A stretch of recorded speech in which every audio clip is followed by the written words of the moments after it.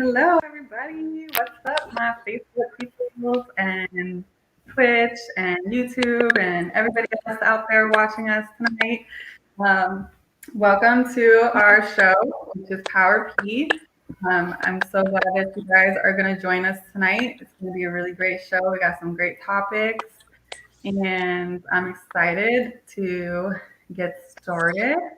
Um, so we have myself, Lady E. This is Power P Podcast. Welcome. And I just want to promote a few things before we get started. And we have our Clockwise podcast every Sunday and Tuesday nights at 9 p.m. So make sure you tune in for that. And we also have another podcast that we're promoting on our Clockwatch Facebook page. And it's called In Your Face Podcast, which is hosted by Rylan every Saturday and Monday nights at 8 p.m. And then he's doing a special thing next Thursday night. It's a live show from 6 to 8 p.m. at the Wing House on Hillsborough Avenue in Tampa, Florida. So if you're in the Tampa area, on next Thursday night and you want to watch the Bucks game at the Wing House, make sure you make your way there. You can see him. He's on our Clockwatch podcast now. So you can catch him there. I may be there. I'm going to pop up for a little bit. And so make sure you get your ass there so we can say hello and maybe have a drink, a shot, whatever. And then we have our Power P Friday nights at 8 p.m., which is right here, right now, live coming at you. And then also, we have a segment called Asking for a Friend. So you can email your questions to us, powerpwomen@gmail.com. And these questions, I have some people asking me, like, what kind of questions? What do you guys answer? Or is there any kind of questions? If any question that you would like to ask a female, woman, lady, whatever, that you're maybe too shy to ask or too embarrassed because maybe you don't have a lot of female friends or somebody that you are close with and you don't really want to ask them a question, well, you can ask us because we don't know you and we're going to keep it anonymous. And we are going to answer those questions live on air. So you can get 3 different women's perspectives on your answer, your question. And we usually all have different perspectives on things, different answers. So, we're all different ladies here. So that is pretty much all I have to say. And I just want to say thank you for joining us. And I cannot wait to see your comments tonight because I'm excited about that. I love the comments. Comment. Okay, now let's pass it over to Montana. Hey, everybody. Thanks for tuning in. Thanks, everybody, for watching and commenting. We love that. This is really cool. We already have 2 comments. And I love that you guys participate and jump in. And just like Lady E said, I never thought of it that way. It's really a great way to ask a question to females if you don't have the courage or you don't know how to ask a female in your life. Ask us, and we'll give you all of our perspective. And I think that's a really cool way to put it. So, time to tweet. Hi, everybody. Glad to be back. Happy Friday. Again, keep commenting, be involved, join us. Any ladies that want to join us, pop in tonight for Truth or Drink. Let's just get this Friday night started, and thank God it is Friday. Mm-hmm. Cheers, guys. We're all drinking wine tonight. Yes, Montana? lots of it. Seltzer and water. I am the box wine queen, so. Girl, me too. It's the best. Yes, it is. It doesn't go bad. You don't have to worry about. No, well, I drink it way too fast anyway. Right. A box lasts me like 3 days, so. Do you ever see those leftover wine recipes? You're like, what does that mean? Absolutely. There is no leftover wine anywhere in my house. No. It's like, just use your leftover wine in this recipe. I'm like, what? Leftover wine. What? What is that? Where do you get that at? What store? Never heard of that brand. Who knows? All right, let me get to some comments real quick. We have Brandon Simpson, which is nickname AKA Ritalin. He has a podcast. He's like, yo, good luck tonight. Can't watch tonight. Love y'all. All right. Catch you next time. Thanks for tuning in. Well, can't watch long tonight. All right, that's fine. Whatever you can do is fine. You can catch us on the replay too. We'll still be here on that. Carlos Campbell says hi. Hey. Hello, Carlos. What's up, Carlos? He says I got my vodka Sprite. All right. Going I was hard. gonna make mojitos tonight, but I forgot the mixer for it. Box wine. That's us. Yes. All right, let's get into our first topic of the night. And is there something you wish people would stop asking you? What question really just irritates the shit out of you because everybody wants to ask you or just keep asking the same thing over and over and over? I'm going to go last for this one. You're going to go last? Okay. Tweet, let's go. I Let's can go do it. first. All right. I know I have mentioned this on previous episodes, but I will say it again. Stop asking me when I'm going to have a baby or if I'm going to have a baby. Stop. Enough is enough. I can't tell you how many times I've heard it. People keep asking, oh, tweet's next, tweet's this. Tweet is not. No, tweet is not. The only babies I'm having are puppies, and God forbid if I ever did have a baby, it was not planned.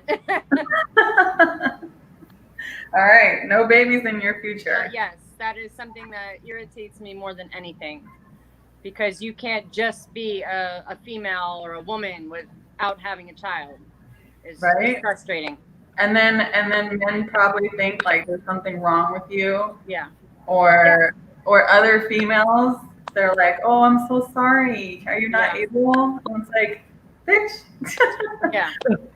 Not every woman wants a child. And how you say that in that perspective, like some women, maybe men might not understand as much, but women, you shouldn't really ask that question too much because you don't know if that person can or cannot have children, and you're hitting a nerve to begin with.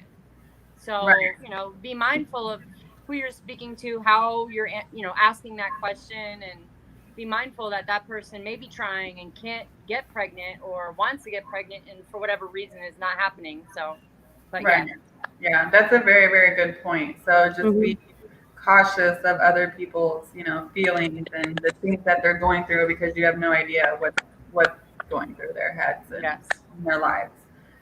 So that's a good one. I like that one. People keep asking when I'm going to get married. That's Carlos. Yes. Don't do it, Carlos. It's like, again, like why does everybody have to get married in their life? Like, what if you don't? Like, everyone's different. Why? I don't get it. Why do people care so much what people are doing? I know. That's another good point right there. It's like, worry about your own lives. Agreed. Black Everybody says, wants to what up, know. ladies? What's up, Black? Those are my spirit fingers, by the way. You get spirit. jazz fingers. Are we doing flat? Like, what are we doing right now?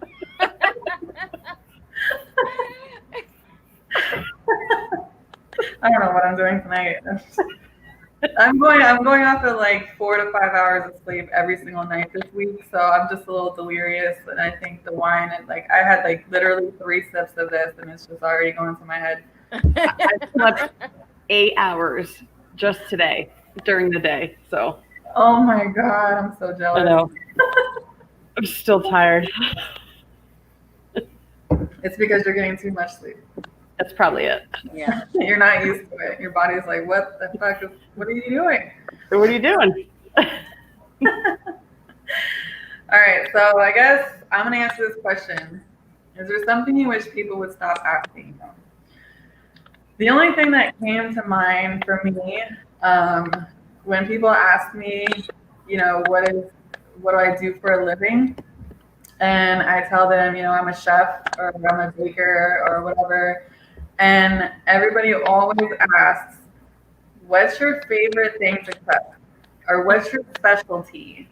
Or like, what do you love to do or whatever? And I'm just like, huh? Like, I don't think a chef has like a special thing that they like to do. It's just like, it's everything. When you're a chef, you cook everything and you enjoy eating and you cook and you eat everything, and it's like, I mean, there could be like a specific style that you like to cook, maybe like Italian, Asian or whatever. But it just really irritates me when people ask me that, just because I'm like, I have no answer for it.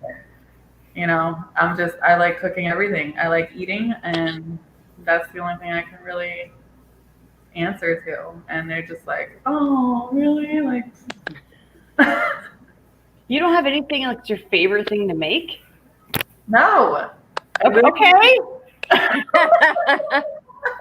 See, I get like that. I get snappy. No, damn it. No, I don't. Okay, I eat. I'm fat. No. No, I'm not fat, but I like to eat. You're not fat. Fair enough. Fair enough. We're not fat shaming here, anybody. So No, stop no. while you're ahead. No, and it's okay if I do call myself fat, right? I don't know. Yes. I'm not. You're allowed to call yourself Whatever fat. you want yourself. I can fat shame myself. Yes. We won't allow it, but we'll allow it. Yes. Okay, that makes sense. So, all right, Montana. I think the only thing that came to mind when I read this was when PJ was younger and he wasn't speaking yet, he was nonverbal. Mhm. And they kept saying things like, when is he going to be potty trained? When is he getting rid of his pacifier? When is he going to talk? When? It's like, what if he doesn't? Is that going to be a problem for you? Does that matter for you when this child is going to talk? Mhm. Like, get off of me and stop putting so much pressure on a situation that's already a situation. Just stop it. What does it matter to you if he never does? Is it going to affect your life? No. So keep moving. Like when he was at an age where he was clearly too old for it, but it was none of their business. Mhm. And I had cashiers talk to me.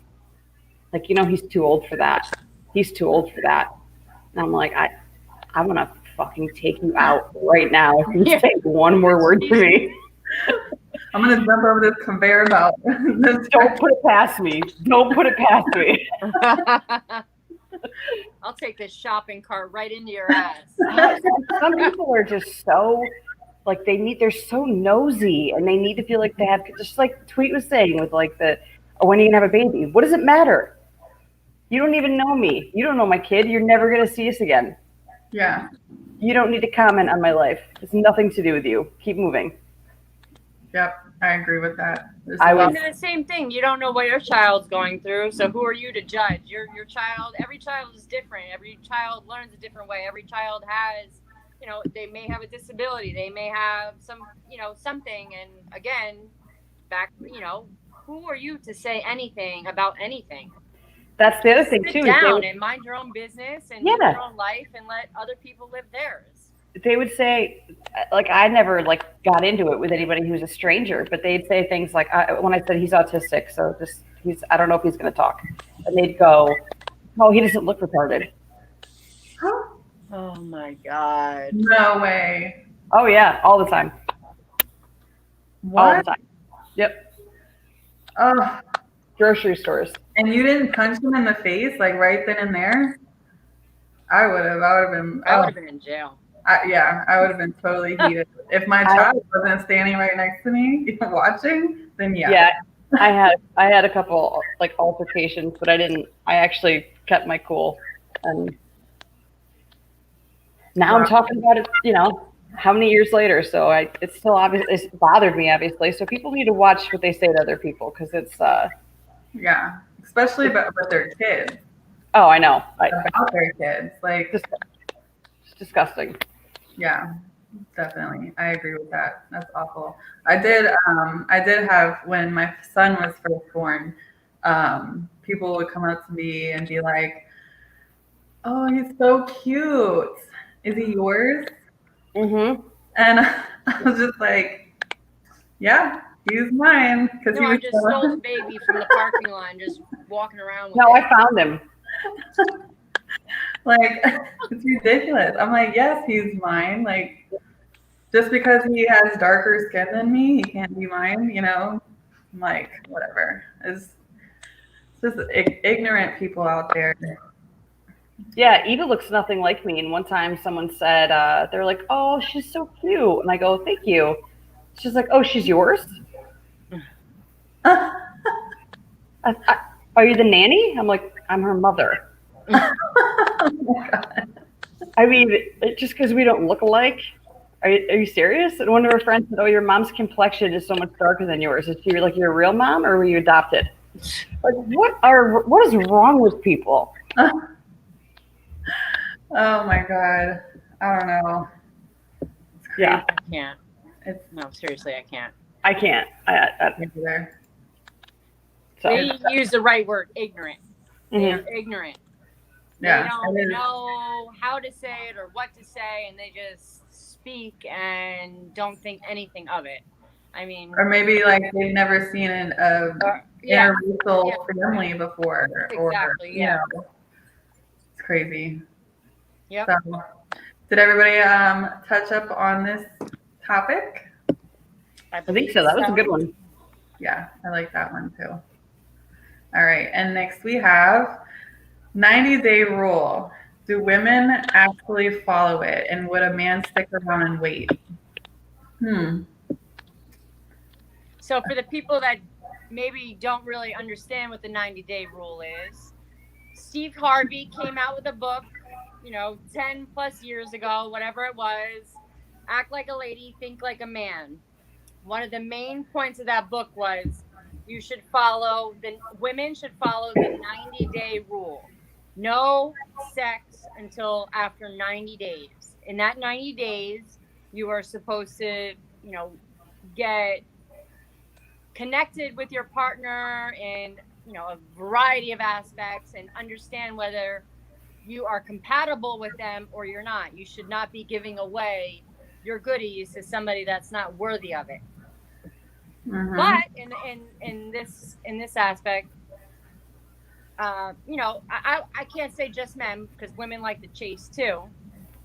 A man could wait 90 days, but as soon as he gets it, he's gone. So what's the difference whether you do it on the first date, a month later, whatever, a week later, the third date, 3 months later? If he's not interested in you, he's only into it for one particular reason, he's going to be gone regardless. But yes, that is the 90-day rule. So anybody commenting on this, or anybody have anything?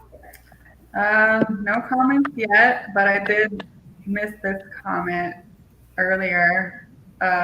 Quincy says, "Heyo, hope you ladies, everyone else are enjoying their evening." Thank you, Quincy, for tuning in tonight. Um, yeah, so no comments yet, but I actually just watched that movie that what is it with Kevin Hart and all that? Yes, the yes. people in it? The Yeah, first one or the second one? the first one. I watched Okay. the first one and then I started watching the second one. I'm like almost done with the second one, but yeah, I thought that was pretty. It was pretty crazy to me to think. So is that something that you would particularly do, or would you even attempt to try it? Let's say that. Not saying that's something that you do now, but would you try something like that? I've never tried it, and I don't think it would be something that I would do, honestly. Like, I can't wait 90 days. Like, I have no self control. If I wait 90 days and the dick is bad, I'm gonna be pissed. Right? Right? Life is too short, okay? Life I'm is sure men feel the same way too. I'm sure, yes. Yeah. Yeah, we want to hear a man's perspective on this question. Would you stick around and wait if somebody you're really interested in was like, sorry, I have a 90-day rule. You know, we have to go on this amount of dates, and after 90 days, if we're still great and good, then you can have my goodies. They would, but they'd have side pieces everywhere. Well, yeah, Of of course, course. yes. So, yes, I think they would. And I did, first of all, I didn't know anything about this. I had to ask you guys what this was because I've never heard of this before. And I would think that like 90 days, that's oddly specific. That's like It's 3 like- months. 3 months. No, but it's like, okay. I guess they consider 3 months enough time that you should be able to date someone, court someone, whatever you want to call it, and get to know them to the point where you think that you could move forward, or you're compatible or you're not. You shouldn't just be giving away your goodies if you're not compatible with that person. You find that out through talking to them. Right. Agreed. Right. Yes. But it doesn't take long. I mean, if it's there, it's there. If it's not, it's not. Yes. That's how I feel. That's why it's not always like women don't always, have sex on the first date, and men just think that's what it's supposed to be. Like men are like, yeah, if you don't give it up on the first date or the second date, that they become less interested in you and move on. Which, I mean, if you're dating a guy like that, then he's probably not the one for you anyways, because you shouldn't feel pressured into doing that with a guy just because, you want to be with him or you really like him, and he's obviously not that into you for him to just, be like, oh, well, I can't wait 2 days, or I can't wait 90 days, whatever.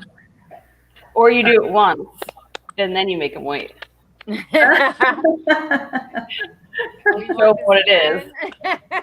Like, well, if you still want it, And then you make them wait, and then go, okay, so you know what I'm about now. You're good. Now let's get to know each other. That's a good point. I like that. Yeah. I don't think we'll go over that. They'll be like, what the fuck? We just did it. Like, why can't we keep doing it?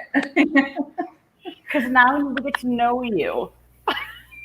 Yeah, now I really want to get to know you. Robert Cashman in the house. Hey, Robert. He says, oh, yeah, the 90-day rule. That's from the Bible, right?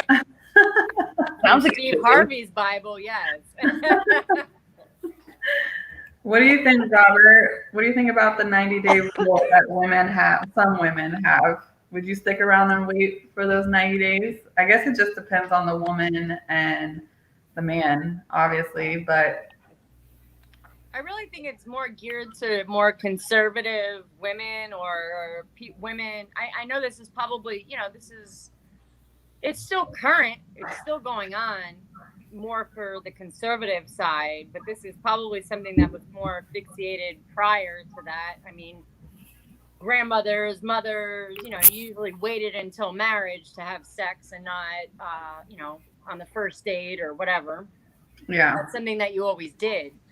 But we're in 2020, where sex is publicized, it's on social media, it's everywhere. Everything is about some form of sexual innuendo or something. Mm-hmm. So it makes it a lot more difficult to put yourself in a 90-day rule when a guy or a woman is, you're looking at it all day long in some way, whether it's on social media, it's on TV, it's on you're walking the street, you know, it doesn't matter. It's just out there when it used to not be so much.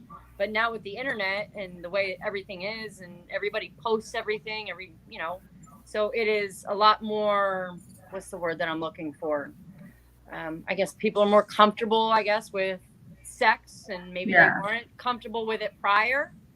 But it's not so taboo now to talk about it, but like back when, we were growing up and stuff, it was like, oh, sex is bad and sex should be kept between, two people and not talk about it. And, just like with women with their periods, like, oh, that has to be on the down low. You can't tell anybody about that.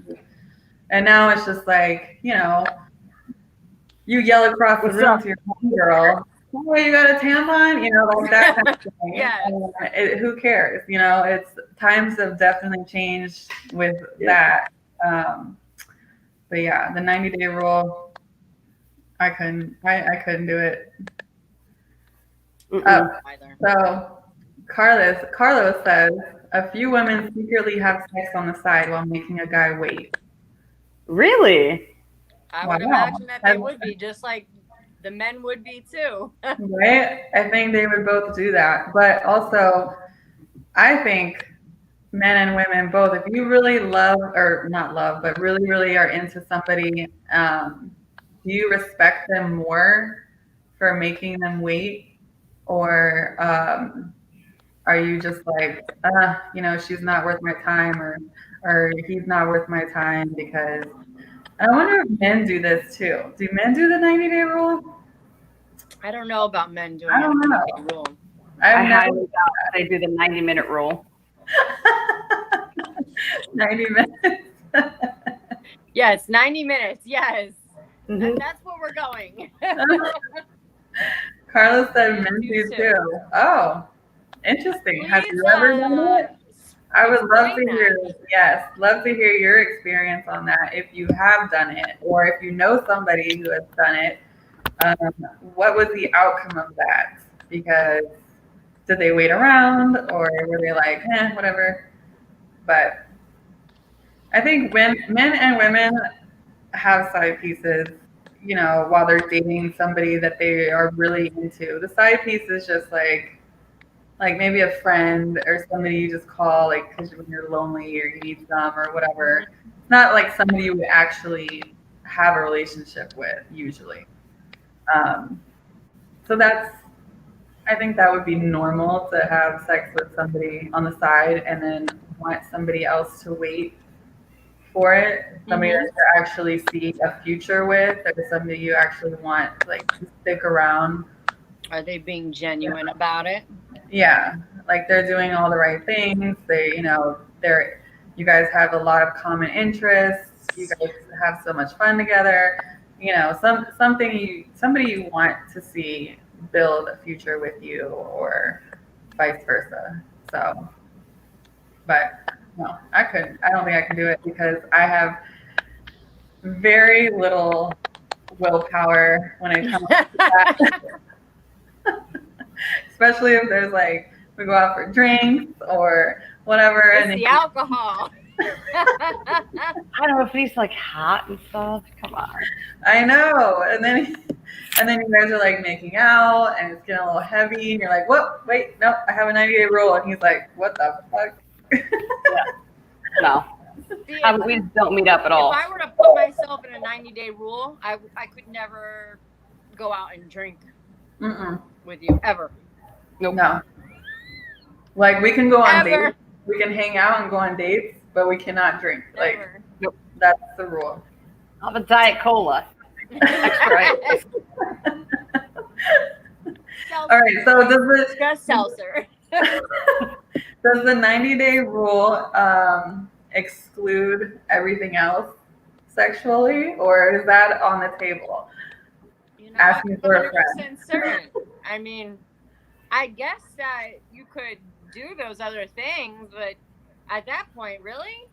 I know, right? What's the point? You might as well do At that it. point, throw me up against the wall. I'm ready. Can I see it first before we do this 90-day thing? Yeah. Like, don't Bill Clinton us, okay? It all counts. It all counts as sex here. Like, let me just take a sneak peek real quick, and then, let me, And dip out. and then I'll make my decision then, Yeah.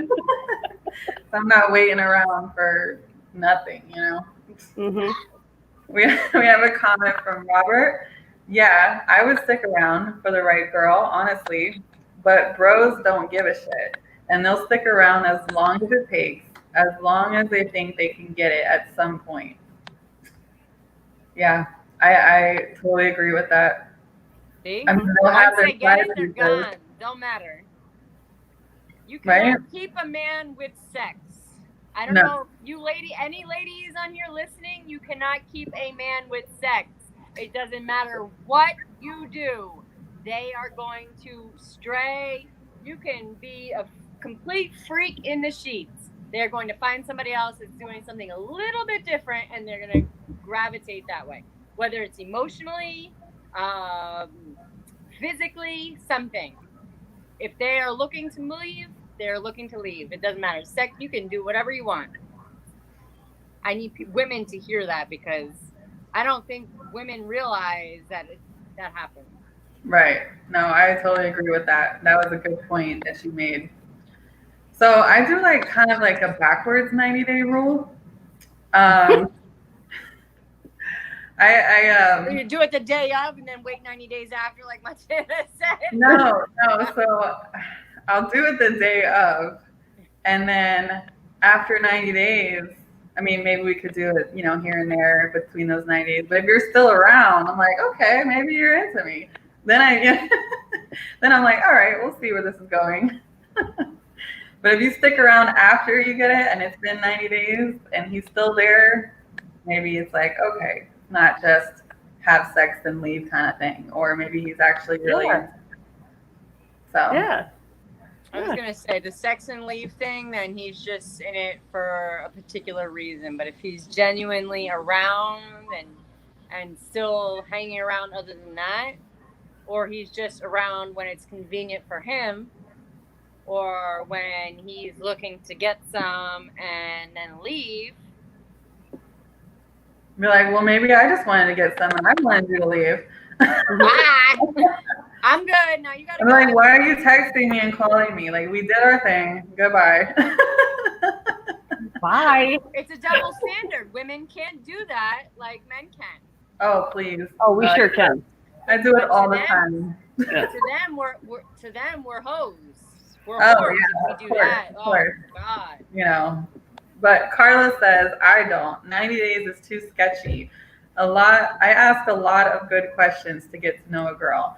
Only a few women just ask financial questions more than interest. What does that mean? You know what? Yeah, they're like, what do you do for your career? Which is a basic question. And I asked a guy that I did like online dating for a little bit during COVID. And I was like, so what do you do for a living? And he straight out told me that's unattractive for a female to ask a man that what they do for a living. Like, they don't try to like get to know somebody first or whatever, or like they don't ask other questions. And I'm just like, well, I'm just trying to get to know you, because I mean, I can talk about my career and I hope that you can talk about your career. It's not like, I guess he just automatically thought that I was like a gold digger, or, like I wasn't going to date him if he didn't have like this high-end great job thing. And I'm just like, yo, I mean, if you're going to get offended about a simple question, bye. Yeah. But if women keep asking financial questions instead of like about, their life and stuff, or like what kind of car do you drive? Or like, do you have a house? Or, do you live by yourself? Or Yeah, I think asking someone how much money's in your bank account is personal. Saying what do you do for a living is like asking someone what the weather is. Exactly. I know. So I was like totally taken back by that answer when he said that.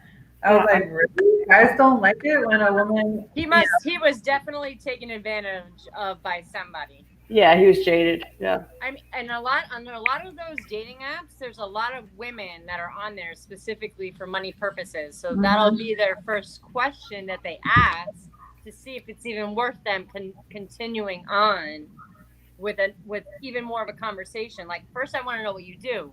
What do you do? Is it, and then you can take it from there. Like, oh, are you a stockbroker, or do you work at McDonald's? Like, all right, so I can gravitate. I can get my bearings together. I'm like, all right, you're a stockbroker.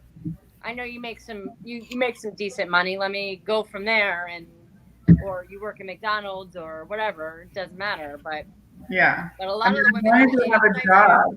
I've He noticed. have a job, you know, and it's like maybe he didn't have a job, and maybe that's why he was so offended by the question. Maybe. That's what I was thinking.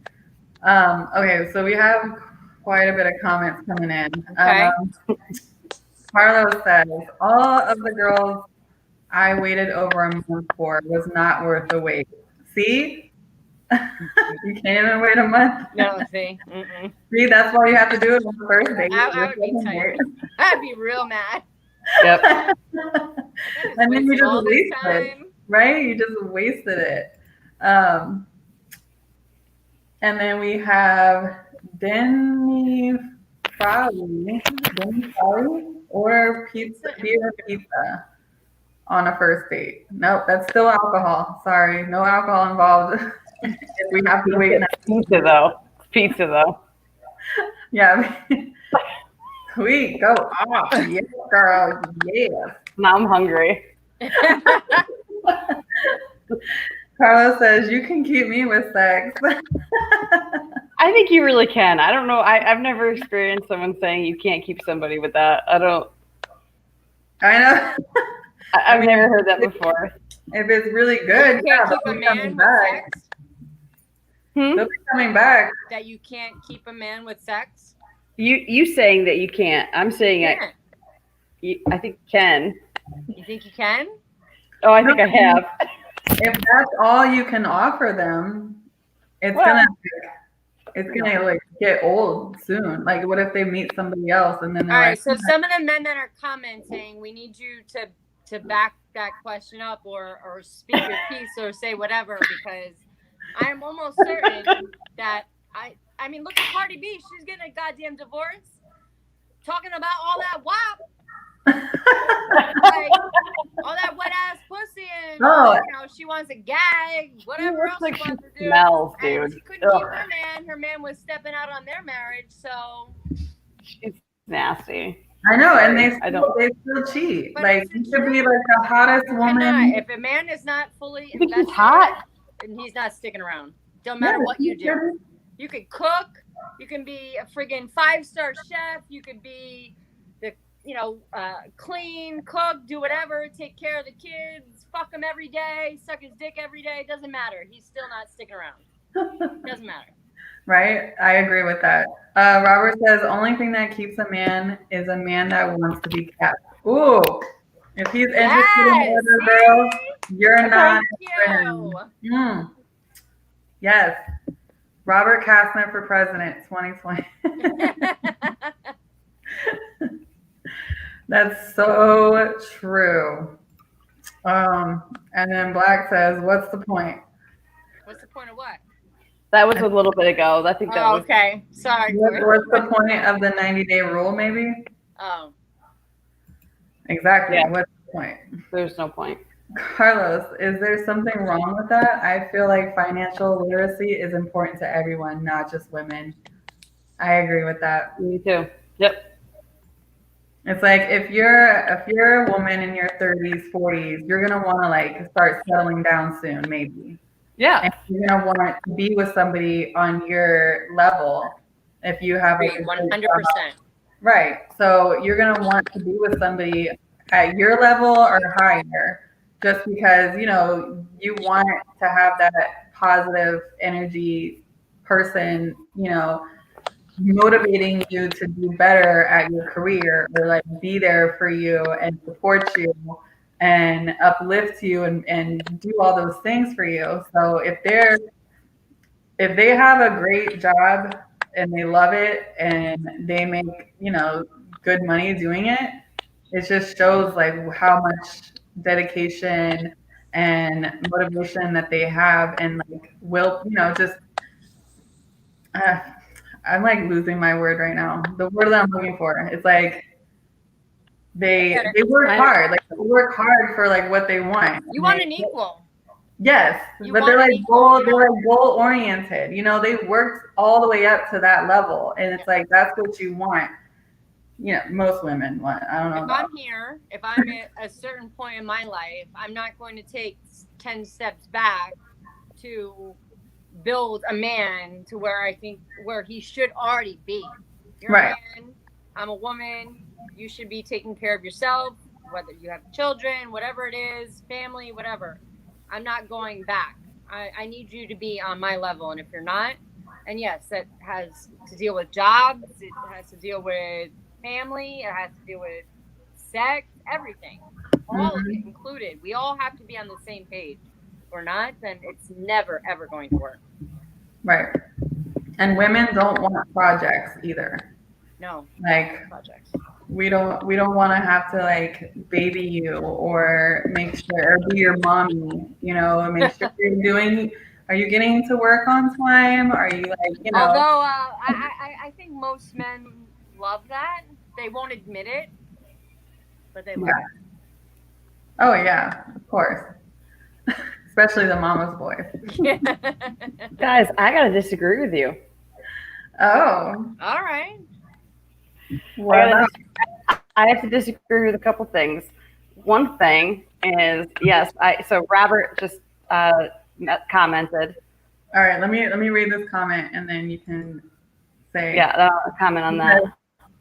Tweet's right. You can keep a dude coming back for sex because it's sex. Dudes will never turn it down, but that doesn't mean you'll keep them interested in you for the other things, if that makes sense. If you have nothing, it does make sense, but if you don't bring anything else to the table, of course, then there's nothing else left. And obviously they're going to use you for that. So you don't give it to them. If that's all they're looking for, you just don't, that's the ones you weed out in the beginning. Yeah, or that's your side piece. Like that's like, we already had that arrangement. We know that that's what we're in this for.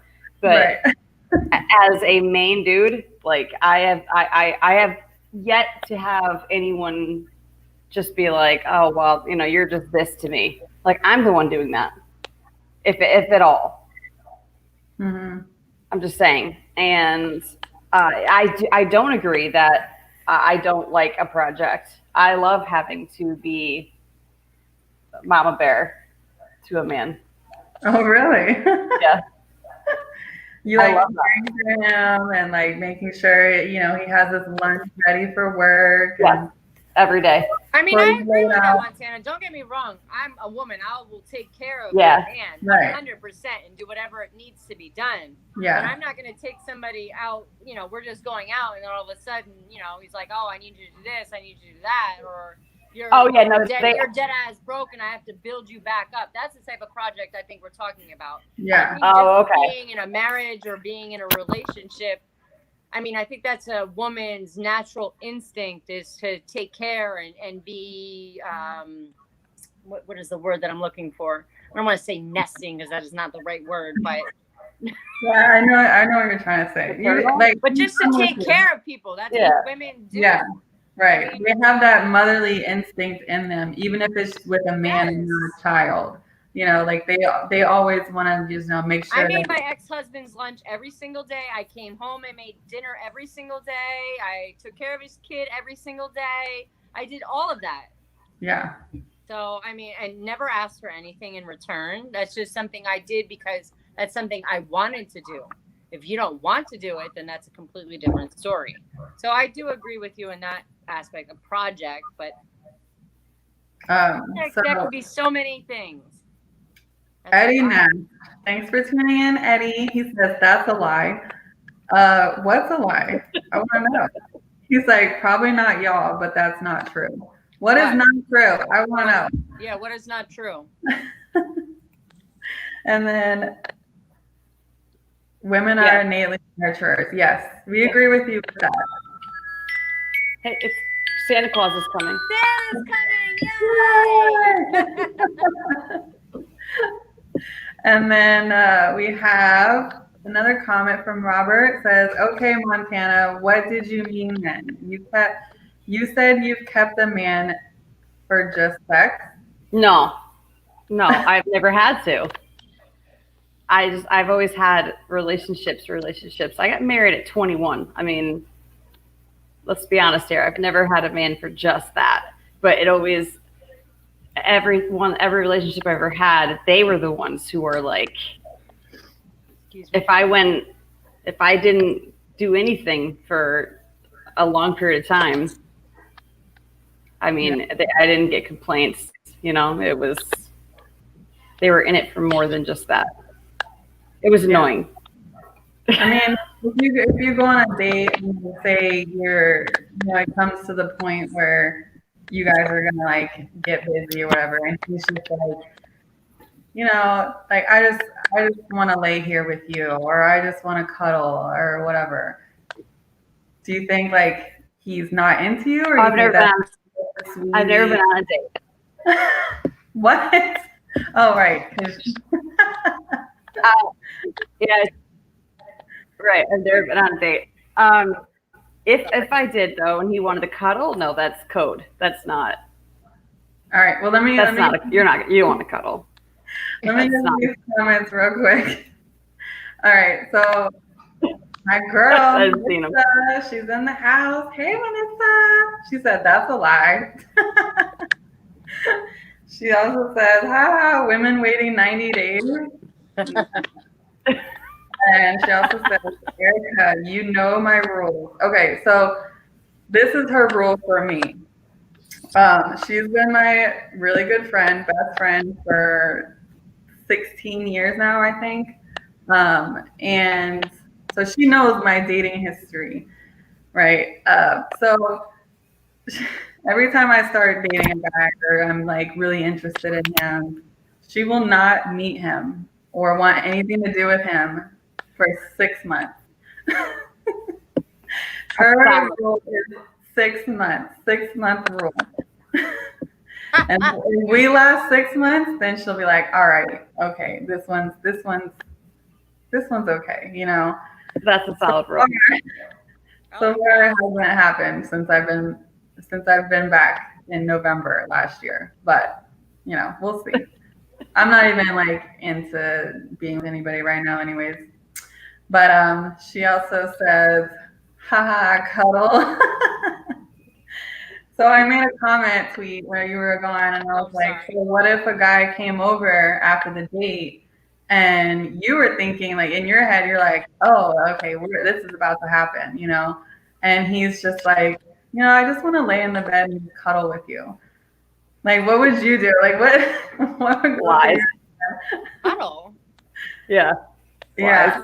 Maybe or like, afterwards. like he's like no pressure. Like he's like, I know like this is usually what happens or whatever, and he's just like, I don't want to mess up anything. I'm really into you, and I just want to get to know you more, and let's just like lay here and cuddle and talk. And she's like, hell no. No. I mean, yeah, maybe afterwards, but no. Okay, but did they step out on you for that? Robert says. What do we say? Okay, but did they step out on you for that? No. I think this is for Montana. No. I mean, did they go have sex with somebody else? If you were just like, no. No. That happened one time in my life when I was 19 years old. Hey, look! Oh, is that a dick? I was just thinking, is that a dick? That is a dick. He said, "Look at it." 27 says, "Hey," and I'm pretty sure this profile is a dick. Oh my gosh! No one wants to look at that, man.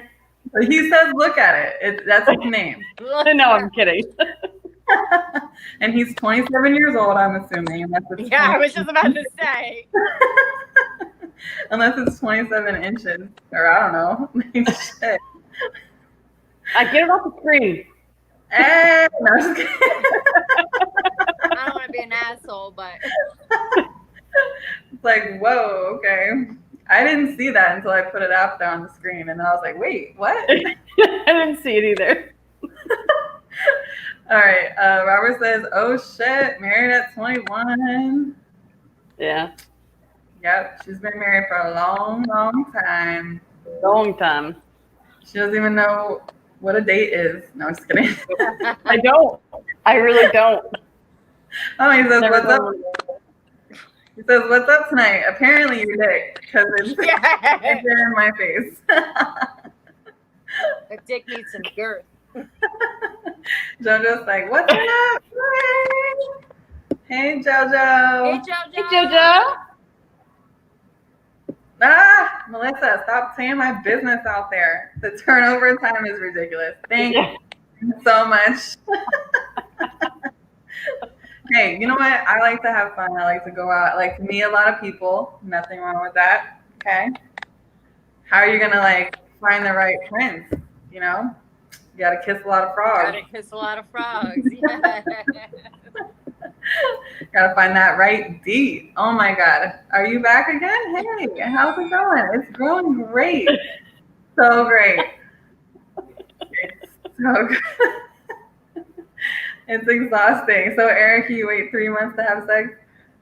Hell no, I don't. You know this about me. It's a long time. 3 months? No, I couldn't. I couldn't even wait like probably a week. I don't know. No. Like Not I'm if you're too, really, like, if you're really into somebody. No, come on. but see me, I'm I like think if really you go out curious. with somebody, you know instantly. Right. Immediately, Instantly. whether you are attracted to them Instantly. or you don't. Yeah. That's Yep. it. It doesn't matter whether you have sex on the first date or 3 months later. It doesn't matter. Nope. Makes no Period. difference. Yep. Doesn't matter. You instantly know if you have the sexual. All right, let's just say the sexual connection.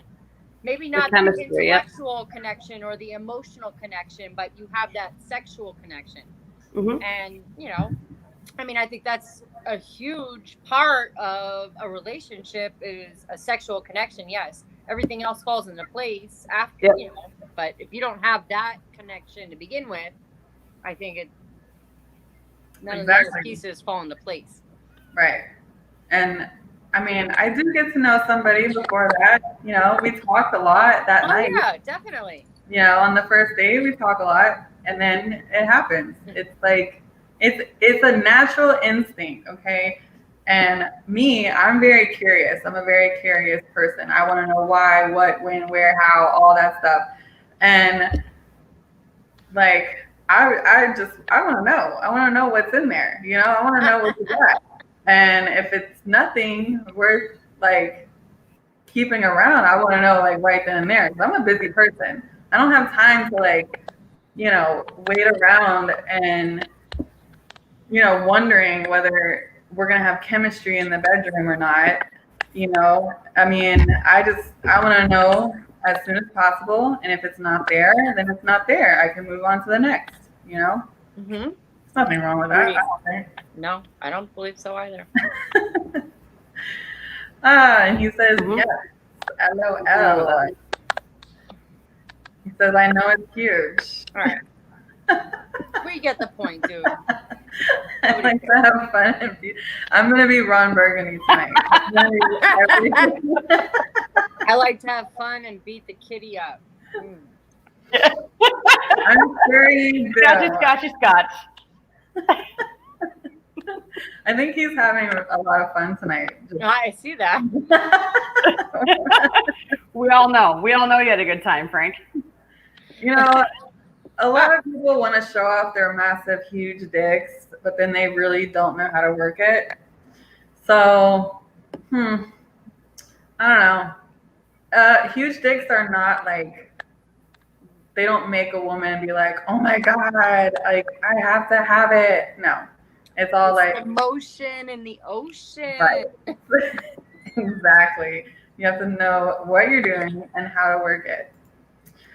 Robert says, I think I can see where Montana is coming from, but honestly, if you're in a long-term relationship, intimacy can have natural decline. That's very true. But the subject was, can you keep a man with just sex? And that's still a no. When it's a marriage, you have other things keeping you together. That's very true. I disagree. Oh, okay. I think you can keep a man with just that. Even in a marriage? Mm-hmm. Wow. Whoa. You got a good man, Montana. Whoa.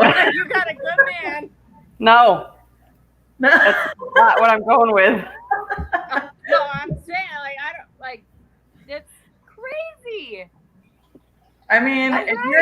you're in a That's right. marriage, if you're in a marriage and like the only thing that he wants out of the marriage is sex, like is that a good relationship? No, I don't think so. It's like there has to be more to a marriage and a relationship than just sex.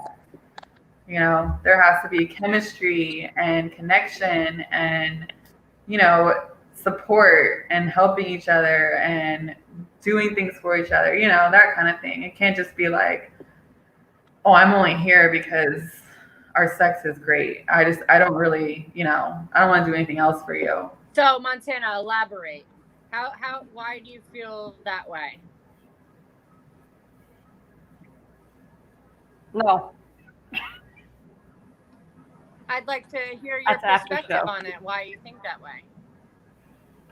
Okay, wait, Montana, you can think on that, okay? Because I know you're a little flustered right now. I'm I'm sorry. going to get to these comments and then we can discuss that. Yeah. But Eddie says, everybody knows chemistry. Not everyone understands compatibility. That's a very good point. Very good point. There could be chemistry there, sexually or whatever, and it's just you're not compatible with each other. That makes complete sense. Robert says, dudes have a sexual connection with literally anything that moves. A little different for women. Yes. Yes, we know this. It's a little different. Hence why your dick wanders more than women's vaginas do. All right. He says, LOL, of course. He also says, I know how to work it. Okay. All right. Who says, who, how do you know? How do you know? Okay. All right. Okay. All right. Is gay sex spiritual? Yeah, it could be. If you're gay and you're attracted to another gay person, it could be very spiritual and have a connection. I feel like that's someone's trolling us. I think people might be trolling us. I think we're getting trolled because fucking Dick Man just keeps fucking coming in. He says, y'all are too funny. Yeah, so are you. And lots of butt stuff. Oh. We already covered the butt stuff a few weeks ago. You missed that. You missed it. Go back a couple Check weeks. back on YouTube and Pirate P Podcast. You'll see it. Jason Todd says, nah. Oh, okay. So there's no 90-day rule. Do you not stick to it, or do you not know any women that follow it? I don't think any woman nowadays follows that. Unless they're like way too busy in their lives. Yeah. Okay, Montana, back to you. What was the question? I didn't have one. Go ahead. What's the next question? You need to elaborate, but we'll get. We'll move on. She doesn't want to elaborate. Okay. We can go to the next question. Is everybody touched on this topic? We all touched it. Touched it too much. I think look at it. 27 really wants to.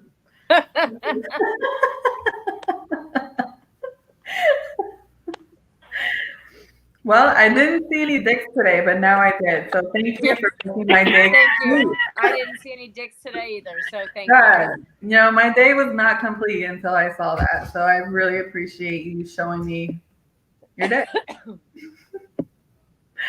Our next question of the night Is it possible to live life without lies? Oh, well, Jason says, related to the comment about men wondering more than women. Wondering. Yeah. Oh, so he thinks women wander away and cheat more than men do. Before we move on to the next question, I'll just touch on this. Yeah. Women wander for emotional reasons. Mhm. Men wander for sexual reasons. The reason why women wander, I can't speak for every woman, but I can speak for myself, or I think for a few women, or a vast majority. The reason why we wander is because our significant other has completely checked out in any emotional compatibility. They're gone. They're not communicating with us. They're not talking to us. They're not, whatever the case may be. Yeah, the sex might be there, but everything else is completely gone. We wander for that. We look for that. We need emotional stability in our lives. We need somebody to be supportive of us as much as we are being supportive of them. Men, I think, wander because they might, in some aspects, women maybe not having sex with their men enough, so they'll go and step out. We don't. I can't speak for everybody, but I think that men step out for that reason and women step out for emotional reasons. But I mean, every woman's different, but I think that would be mine. I agree with that. Most women do step out for emotional reasons just because, like, they're not as connected, or maybe they feel like their man has just, or another man is listening to them talk or just have a normal conversation that their significant other isn't doing. Right. And that turns into something else. Exactly. Yep. It happens all the time. Black also says, I disagree. Men also wonder for emotional needs as well. Okay. Okay. All right. All right. And Facebook user, if you go to the top of the top of the post, you can accept the terms of StreamYard, so we can see who you are, who's commenting, because all we see is Facebook user right now. So our next topic is it possible to live life without lies? I'm going to go first on this one. And I'm going to say no. I don't think it's possible. Not saying that I lie a lot, because a lot of the things that I say are how I'm feeling and what I think. I mean, a lot of people think that it's a lie when I say it, because they're just taken aback by my honesty or my upfrontness on things, and they're just like, I don't know if you're being serious or sarcastic or what. Like, I guess just the way I say it, maybe, or maybe I'm just really sarcastic a lot of the time. And you're like, I don't know what to think. But even like small little white lies that you say, maybe, I don't know, you don't want to go to work the next day because you were out drinking all night. You're not going to call your boss and be like, oh, I just got to bed like an hour ago. I can't come into work. I was drinking at the club all night. Like, that kind of thing. Like, you're not going to do that. Like, you're going to say, oh, I was up all night throwing up, like I'm sick or whatever, even if it's not true. But I think everybody lies at some point, and is it possible? I mean, it could be possible. It could be just you're just that person to just be upfront and blunt about things, even to your bosses, or just be like, look, I don't feel like coming into work today. And just like, you may not have a job after that. So, but I mean, if you're that type of person and you just blurt shit out that comes to your mind, that's great for you. But I mean, I don't know. I don't think it's possible. don't think? I don't think so either. No, you don't think so? Why? No. I kind of think to myself how many times I lie a day. And it might not even be like me purposely lying. It's just me lying just to be just. Like, You know, I'm talking to my clients or whatever it may be, and I'm just lying to them about my day because it's, you know, you don't need to know how my day is going. It's going fucking, it's a shit show. Like, yes, it's fucking great. How's your day going? Like, you know. Do you say the fucking part? I think about like just the small things, just like that go along, like travel or, you know, or if somebody says, "Oh, you look good," and you know, or you're, you know, somebody asks how you know, how do I look, and you know, you genuinely want to say, "Oh, you look great," but deep down inside, you're like, not so much. Like and it's just a little small things like that I'm like, absolutely not. Because just think about how many times a day you tell a small white lie. Mm-hmm. Just about anything. About anything.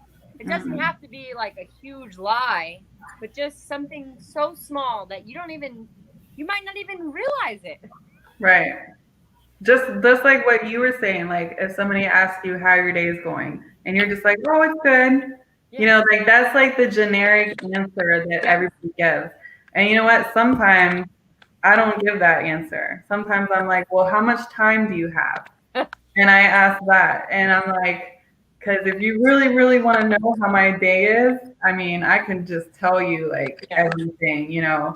But then it's like some people are just like, oh, it's going good, you know, whatever, same old. My life's a shit show, you know, like that kind of thing. But I mean, I think with like as work aspects, like I think I might be able to get some of that off with some of my clients, but not all of them. Like I would have to just completely just lie through my teeth just to get through the conversation. You know, and I deal with a lot of clients majority of them are all senior citizens. So, you know, you have to be mindful of what you say and how you say it. And I'm like, But then some of them that you have a greater relationship with and you could, you know, maybe open up, like say, hey, you know, how much time do you have? They're like, I get it. I'm like, TGIF. yeah. It's like, well, do you really want to know? Like you're asking, are you just asking to just be friendly? Yeah. Or are you like, you really, really want to know? No, yeah.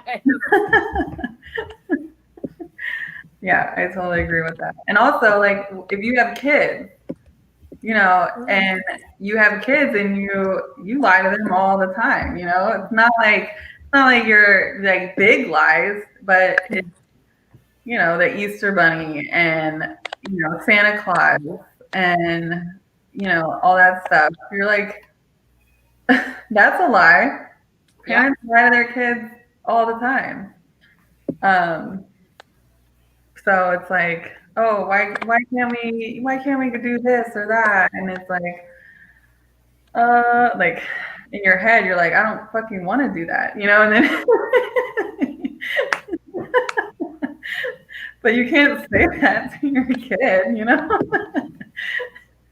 You're like, I don't want to watch this game that you made me watch for the past 3 hours. I don't want to watch it anymore. It's like, it's fucking annoying. No, you can't say these things. Like, you have to do it the nicest way possible and just be like, oh, maybe a little later. Thinking in your head, like, I'm never going to do this later. But Montana, what do you think?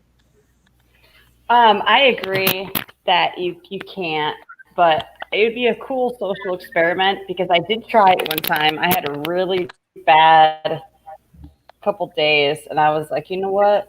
I'm tired of saying I feel great. So when a cashier says, how are you today? And I said, well, I feel like shit. She was like, oh. No, like nothing. She was just like This bitch is wringing crazy. stuff Let me out, get her out you of know, my just line keep it now. moving. But like if you weren't so if you don't lie, I mean, like someone said, life would be boring without lies. Lying can be positive and negative. That's true, and you almost lie to be positive.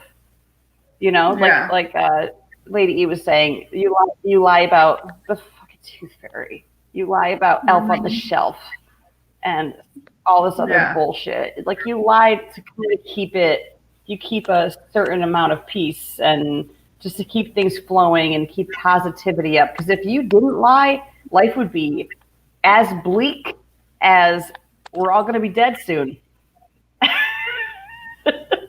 Life sucks, then you die. They'll learn Right. that as they get older. So Courtesy lies for sure. yeah, courtesy lies. Like my son will be like, I don't know where he gets this from, but he's like terrified of dying. Like he's just like, I don't want to die, or I don't want to get old. That's his thing. Like, I don't want to get old, and I don't want to die. And I don't want you to die. You know, and he'll say these things to me, and I'm just like, I'm not gonna die. I'm gonna be alive until you're super old, and like I'm never gonna die. It's like, what do you say to a 7-year-old? It's like, I'm not gonna die. You're not gonna die for a very, very long time. Like, don't worry about it. Like, I mean, but who knows what happens like the next day? Like, you never know. But I'm not gonna explain that to a 7-year-old and be like, well, you know, anything can happen. You know? Like, God only knows. I might be dead tomorrow. You never know.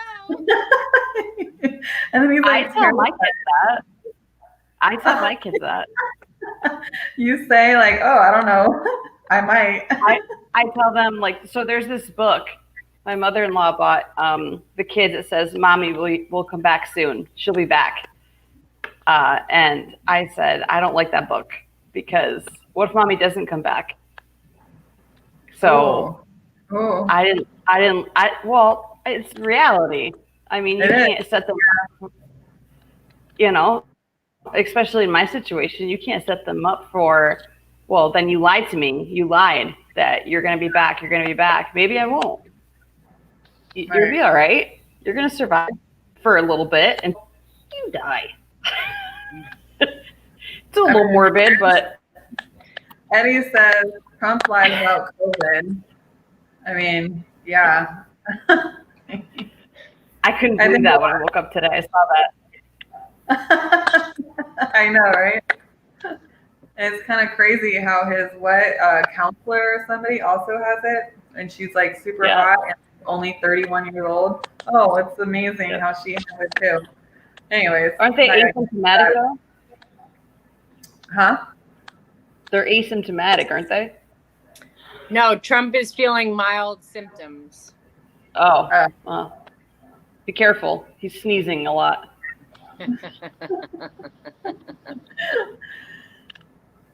Yeah, I don't know. But to go off what you said, Montana, I mean, I'm realistic with my kids about a lot of things when it comes to strangers and pedophiles and just being safe. You know, those kind of things. I'm like, I make sure that they're very familiar with the outside world and other people that like you can't trust people, especially, you know, other adults, you know, I just warn them about, you know, certain things, and that's realistic. That's real life. Or I'll show them videos of you know, like my kids used to wander away from me in stores or and then they're like, why are you holding my hand all the time? Like, I don't want to. I'm like, no, because this is what happens, and I'll show them a video of some kid getting kidnapped in a parking lot or something, and I'm like, this is what happens, and this is why you have to stay next to me at all times, and like, and you don't know what those people are going to do to you if they take you, and I completely lay it all out for them, what happens to children when they're taken. So it's not like I'm very realistic. Yeah. I mean, they should know because they need to be aware of their surroundings and know that they can't just be like, think they're grown all the time and do whatever they want. I think it has definitely helped them become, more educated about the real world of when they get out there or when they become teenagers and they think that they can walk to the store by themselves or whatever. Yeah, that's not happening. Sorry, not in Right. Tampa. Right. No, you know. Yep. Charles says, not funny.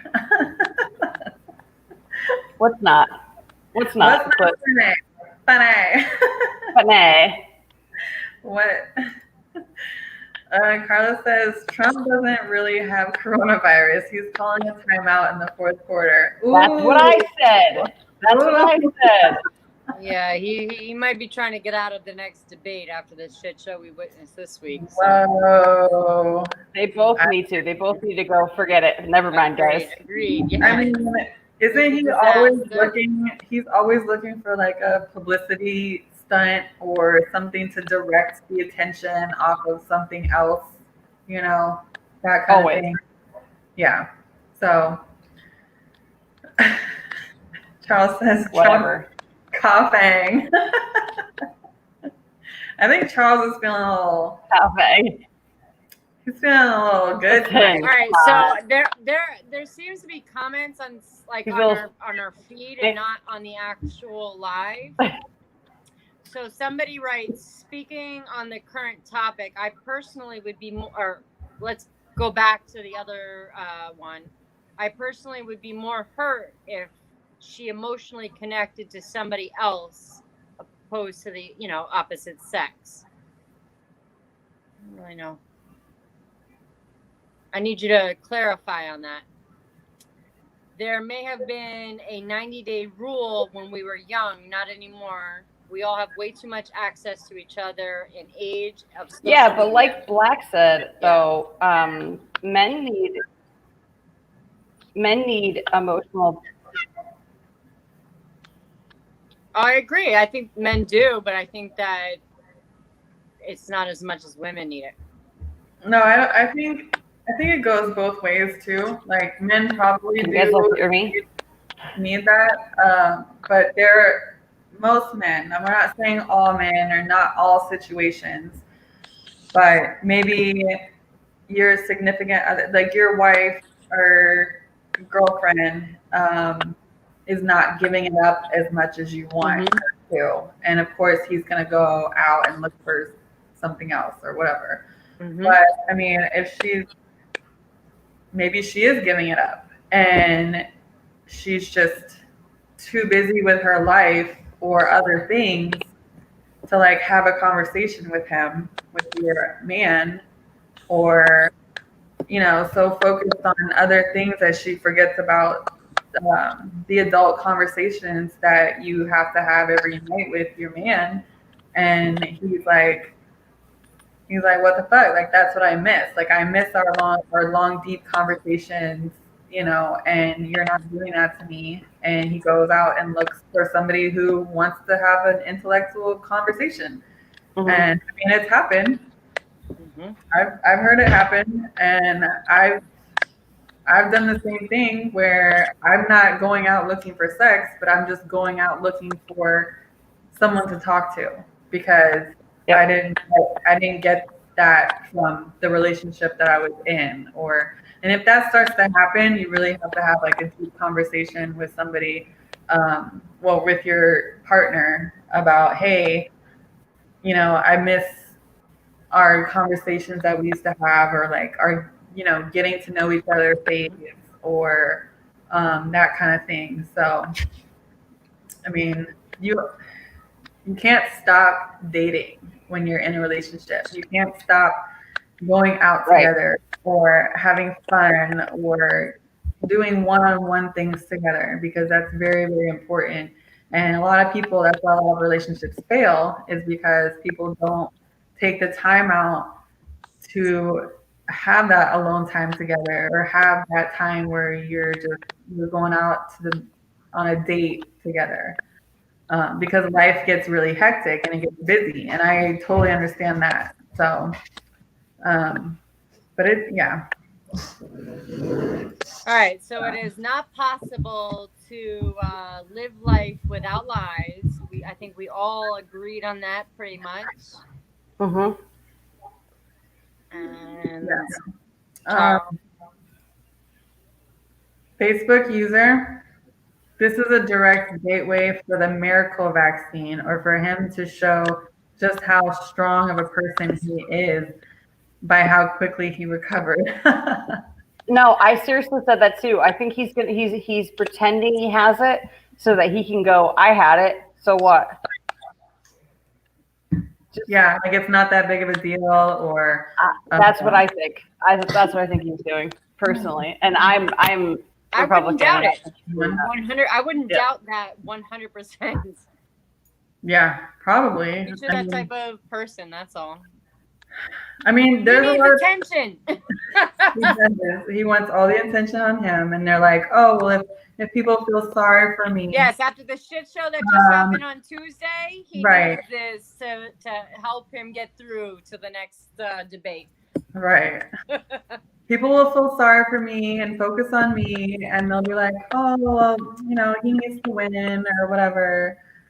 Yeah, blah, blah, blah. Oh, and I want to say, Facebook user, I really want to know who you are and who made that comment. Mm-hmm. So go to the top of our post and make sure you accept the StreamYard, the terms, and we can see who you are commenting. I would love to know who you are. So, and Robert, clap. Thank you, Robert, for tuning in on your break. He's so awesome. He always comes in on his break from work. I appreciate that. We love you. Thank you, Robert. Yay. We know you're a hardworking man, and you took the time out to watch us on your break. You could have been doing like so many other things, like watching porn or whatever, but you're watching us. Yeah, I was about to say, why would you want to watch us instead? This is like a whole porn episode. I know. Aspects. We had whole dick brain come over like a million times on the newsfeed. Right? It's gonna run away now. This is the dick pic we got earlier. Yeah, it's more lies. Yes. King Clip says, either way, it's more lies. Yep, I agree with that. They all do. He also says he literally got destroyed on the COVID topic, so why not? Oh. They both destroyed each other. It was dumb. It was not even fun to watch. I heard a little bit about it, but I have not watched it yet, and I cannot wait to watch it. It was literally, I put it on my Facebook. It was like literally watching Saturday Night Live. Yep. I literally thought I was watching a presidential debate skit on Saturday Night Live. It was just a complete nightmare. I'm like, is this what happened? Is this what's like literally happening right now? What happened to like the gentleman debate when they said like, Mr. President, you have 2 minutes. You have 2 minutes. Like, what happened to that? Like actual like civil I don't know conversation. what news broadcast it was, but it calculated how many times Trump interrupted Biden in his thing, and it was like over 100 times in the entire debate. I think it was like 100 and I don't know exact number, but it definitely was over 100 times that he interrupted Biden in his 2 minutes that he had. They were both 2-hour special. They were both a shit show. The whole thing was a shit show. It was a circus. See, they can't even like follow the rules. So. No, it's children on the playground. It's like I posted a couple things, like, okay, boys. Yeah. Clip. Yeah. Don't give a fuck about. Don't give a fuck about 2 minutes. Yeah. Neither one of them did though. They were both laughing at each other, and like, it was ridiculous. Come on, you guys are supposed to be presidential. Like, stop it. Calm down. They were fighting like little kids. Yes, they were. I felt like I was like babysitting toddlers. You guys need a timeout. Ariel's in the house. What's up, Ariel? Thank you for joining us tonight. He says it was him refusing to condemn white supremacy that's solidified it for me. Yeah, no, he didn't condemn it. He has now He didn't even talk about it. He has now backtracked on that and says that he does not support white supremacists. But I mean, stand by or stand down or stand by and stand down, whatever he said, that was blatant. Oh He my God. didn't. He's say backtracking anything. now because he's like he's getting so much slack. Skirted it. Oh. Anyways. Let's go. Anyway. Let's go on to the game. Matthew was the Facebook user. The mediator got walked all over. Oh, there was a mediator there. Oh, yes, he was. And he did. He got trampled all over. I felt bad for the man. Afterwards, we said that he's going to get in the shower and just sit there and just sit in the shower and just like cry. Yes, cry. Like, what just happened? Like, he's like, what did I sign up for? Like, this is exactly. I think he tried to do his best that he could, but I think that they needed somebody that was going to be more assertive and really get involved with interrupting them, because he was not. He kind of let them interrupt each other, which was a huge problem. So I think that's like telling a baby to stop crying. Yes. Yeah. Like, you don't say stop crying and they'll just stop immediately. Like, you have to have some backbone to you. You're like, you I can just stop crying? Oh, okay, I'm gonna stop crying then. I know, right? Well, I'm gonna go get the tequila for the next round. Woo! And I will be right back. So pause me for just a moment. All right. Ariel says, what's up, ladies? I was commenting on the other stream. You guys couldn't see me. Oh, no. I want to know what you commented. I really do want to know. You're awesome. I love you. Glad you're here with us tonight. Carlos says, bye. This was fun. Heading to St. Pete, First Friday. Good night. Woo! Carlos, have fun in First Friday, because I have been there for that several times and I love it. It's fun. So I hope you have a good time. Don't drink and drive. Be safe. Watch your back, because there's a lot of motherfuckers out there. Wear your mask. Eddie says, LOL, this is all my fault. Everyone talking about Trump. And you know what? It's okay. Yeah, it is, Eddie. Thanks, Eddie. It's all your fault. It's all right. It's your fault, Eddie. It's your fault. We were talking about lies, so obviously that guy came up, you know? Yeah, true. They summoned him. Sunned. And he says, next topic. Right? He got a feel for what it's like to be a kindergarten teacher. Yes, definitely. Yes. Hold on, BRB, guys.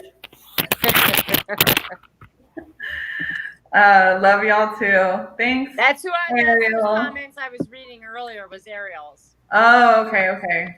Maybe your stream isn't public? No, it was on Charles's. Okay. He was commenting on the page and not on our feed. Ariel, get your shit together. Charles always has his feed on private. I told him it changes. Mine was on private too until I changed it. But anyway. I believe it was on Charles. I'm not 100% certain, but I believe it was. Okay. But maybe it was mine. I'm not 100%. I just recently changed my page back to private because I was getting like 1,000 friend requests. Yep. Welcome to my life. I have like 900. I believe a majority of them were from Florida. Yeah. It's because you're on Power P now. Yes, Everyone's like, oh, I want to know who Tweet is. I want to get to know her. I love y'all, but I gotta keep a fine line between certain things. So right? Like if I don't find out all the juicy details on here. Right. Exactly. Get to know me on the podcast. Don't inbox me. You know, it's like, you want to get to know me, watch my podcast. You'll really get an inside look on how I live and and then you might not be so interested. I don't want to waste your time. I don't want to, I don't want you to waste my time. So,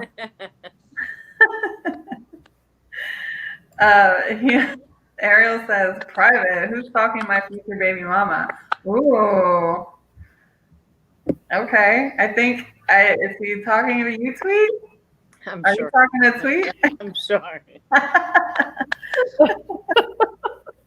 I see a baby. Mama's over here. So I see a baby in Tweet's future. Woo. Just kidding. Tweet, are you gonna have a baby? No. When are you gonna have a baby, Tweet? Come on. Tweet, are you gonna have a baby though? Tweet. Tweet. If I have a baby and God forbid the miracle, the fucking moon changes and I decide to have a child, the man that I have a child with, he's stuck with me for life. He ain't leaving anywhere. It don't matter. And then Eddie says, "LOL, you still didn't add me." See, that's why. What?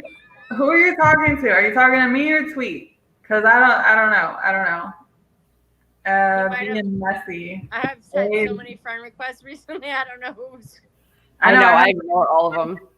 I have like 900 friend requests right now, and I haven't gone through them. And I usually only accept people who we have mutual friends in common, unless I actually stalk you on your page, and then I'm like, okay, you seem pretty cool. I'm gonna add you.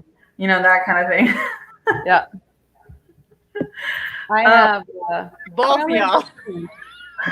So I'm assuming I'm included in that or something. Okay, well, I apologize, Eddie. All right. I will accept your friend request. I will search. Eddie, I'm friends with you on Instagram, so. Oh, does that I will accept your friend request on Facebook. I know. I said BRB. What is the problem with that? Huh? Huh? No, nothing. Aim days. He's saying BRB, not you. But no, because I just said it on accident. BRB is that's aim days.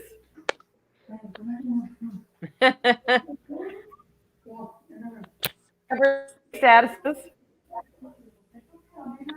BRB. Montana, you keep cutting in and out. All right. I still say it on accident. What said when I was gone? I had to take care of something. What happened? I don't believe anything happened. You can't hear me? Yeah, I can hear you now. I can hear you. Oh, good. Yay! E, can you hear me? I can hear you. I hear you loud and clear. Okay. All right, what's up next? Charles says, we get it, E. You're popular. Oh my God. I wasn't even saying it like that. Okay. So stop it. Okay. Who's A? Huh? Wait, who's A? Is he talking about me? He said A being messy. Is that me? I think he was just saying A. I don't know. A being messy. That's that New Yorker talk. Being messy. I don't know. Oh, maybe Anna being messy? I don't know. Yeah. I just woke up. Clips. They're referring to me, okay? I'll accept your friend request tonight, okay? Love you. Ariel's being messy. Okay. That's what he does. That's all he does. We love you, Ariel, but you be messy. All right, so we have one more topic to cover. Let's fly through this one. Before we go to our truth or drink game of the night, I think we're just going to do a little bit of truth or drink game. So our podcast doesn't last 3 hours like Clock Watch. Because, we have places to be, people to see in the morning. We got things to do. We're mothers. Well, Tweet's not, but, she got places to be. I need a party. Woo! She needs to go out. Not that I have anywhere to go, but.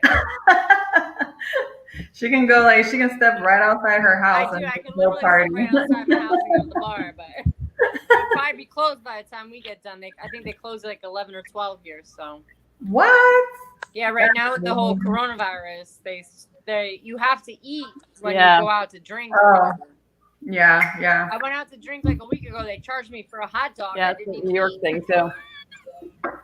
See, in Florida, now we're at Mhm. like phase 3 or whatever. Now we have like full capacity at restaurants and bars and all that stuff. So that's not even a thing here anymore. Because you know what? Florida, we don't give a shit about stupid COVID. Like, we're just like, yeah, let's party it up. Yeah. Yep. That's what we So, did here, and now we're back in phase 2. So oh, yeah, we're at phase 3 now. But I think we've already been at phase 3 because we have not been. 17. Yeah, we're like at phase 17, right? So our last question of the night, asking for a friend. You guys have emailed us your questions. Asking for a friend questions, email your questions to powerpwomen@gmail.com and we will answer your questions live on air so you can get a woman's perspective on things. We are 3 different women with 3 different minds, 3 different everything because we're all different. And you know, we don't always agree on everything. You think all women are the same. Well, we're not. So, and we're here to prove that to you. So, our asking for a friend question is, as a woman, would you pick up a man for a first date if he didn't have transportation? First date, okay? Never met him. Let's say you met him online, or let's say, you know, yeah, basically online. So, because where else are you gonna meet him and not really know him? So, let's just say you met him Prison. on, huh? Prison. Present? Prison. Oh, prison. An I inmate, was like, you're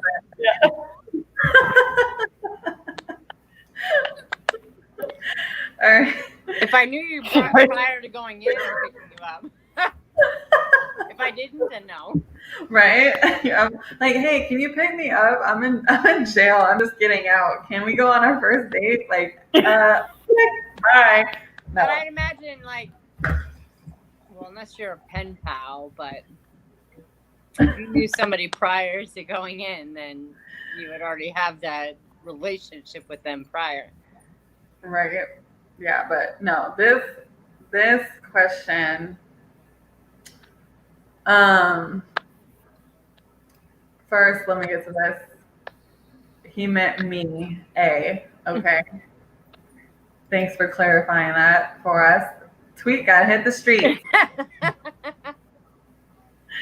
No, Yeah, I she's trying to get today, but she's trying to get laid tonight. No. She's trying to do that one first date thing and just lay it all out there. No 90 days. it'll probably just be me and Pornhub. That'll be it. That'll be my evening. Hey, nothing wrong with that. That's always fun. Because you always know you're going to be satisfied at the end. You're not going to be disappointed. And you know what? Sometimes that's the best thing to do. So, our asking for a friend question. As a woman, would you pick up a man for a first date if he didn't have transportation? Tweet, what do you think? No, absolutely not. Okay, so why? A few factors. And let me put this disclaimer in there. I know not everybody has a vehicle or can get around, but if you maybe made that known prior under certain circumstances, that might be a different story, but not so much. If you don't have a vehicle, you either live in Manhattan and don't need a vehicle, but everywhere else you do. So you should be picking me up and taking me out, and I should never, ever be picking you up. And if I am picking you up, which I would never do, what are you bringing to the table? Ooh. You don't have a vehicle. That's a Strike one. huge Strike one. thing. Huge. Can you afford to take me out? Can you afford to pay your own bills?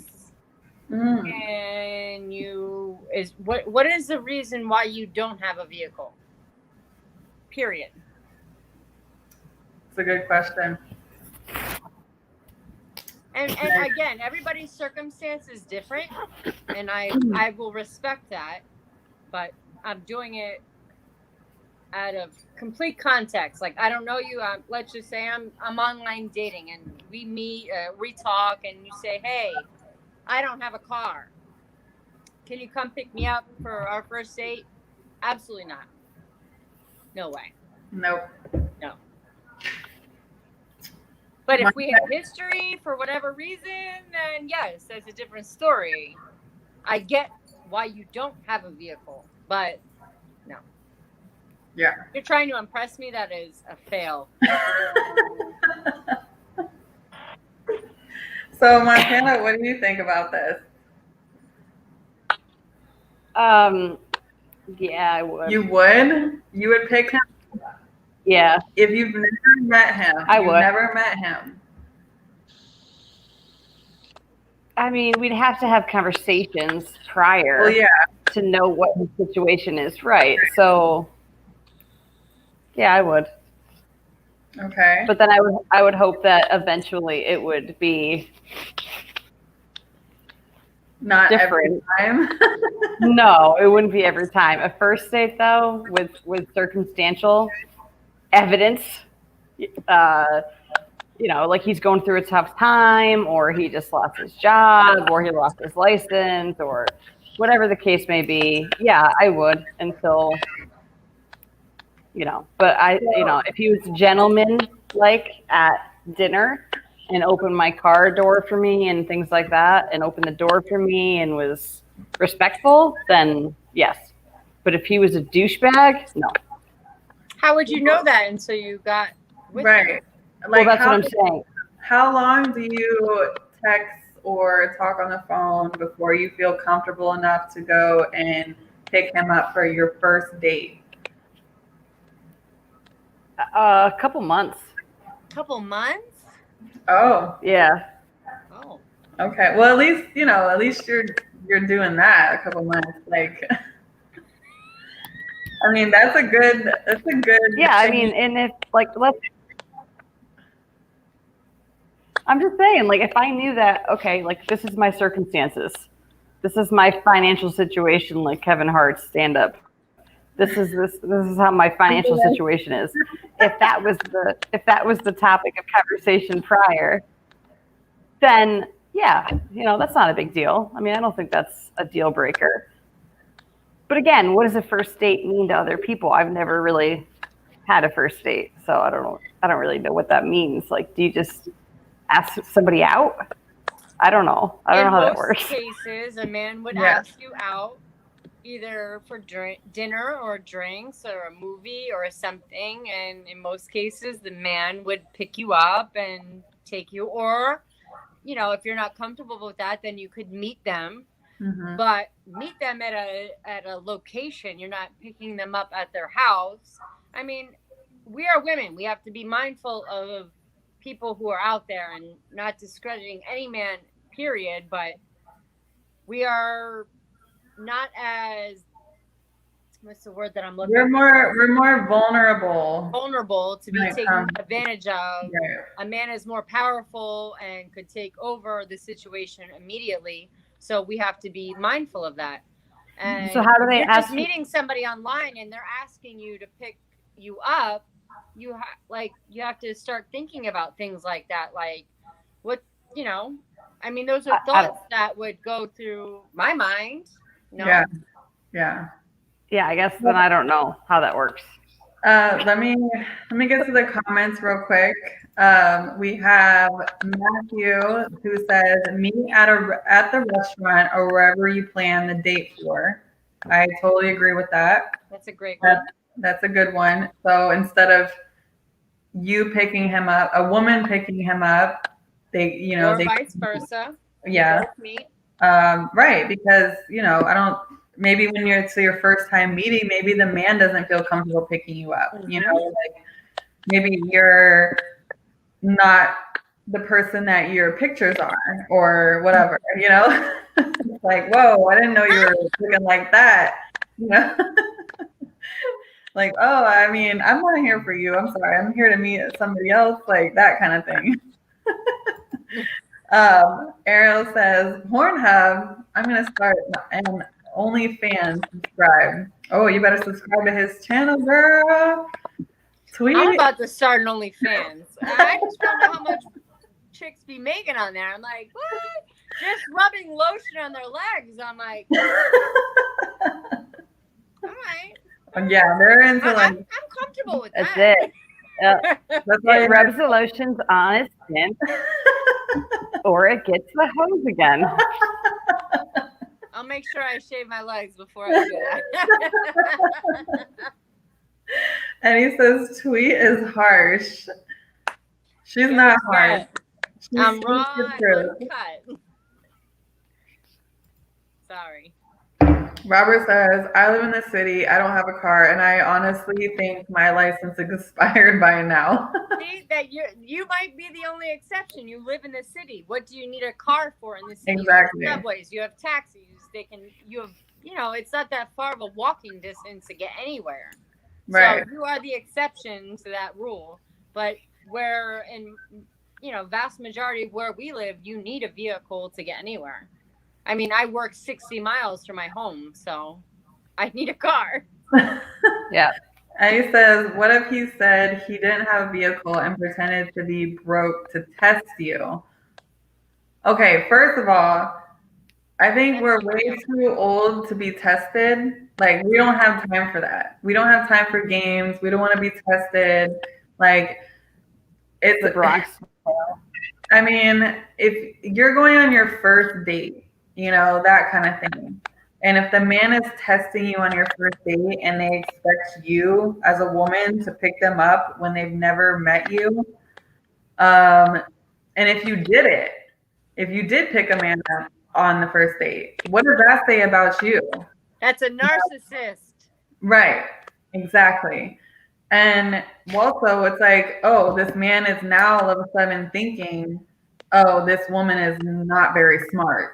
Like, she just puts herself in situations where she could be molested, raped, gangbanged, murdered, anything, that kind of thing. So it's like, do you really want a woman to come to your house to pick you up who has never met you?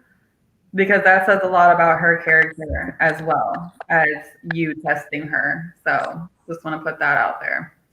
Robert says, this first date thing then. Huh?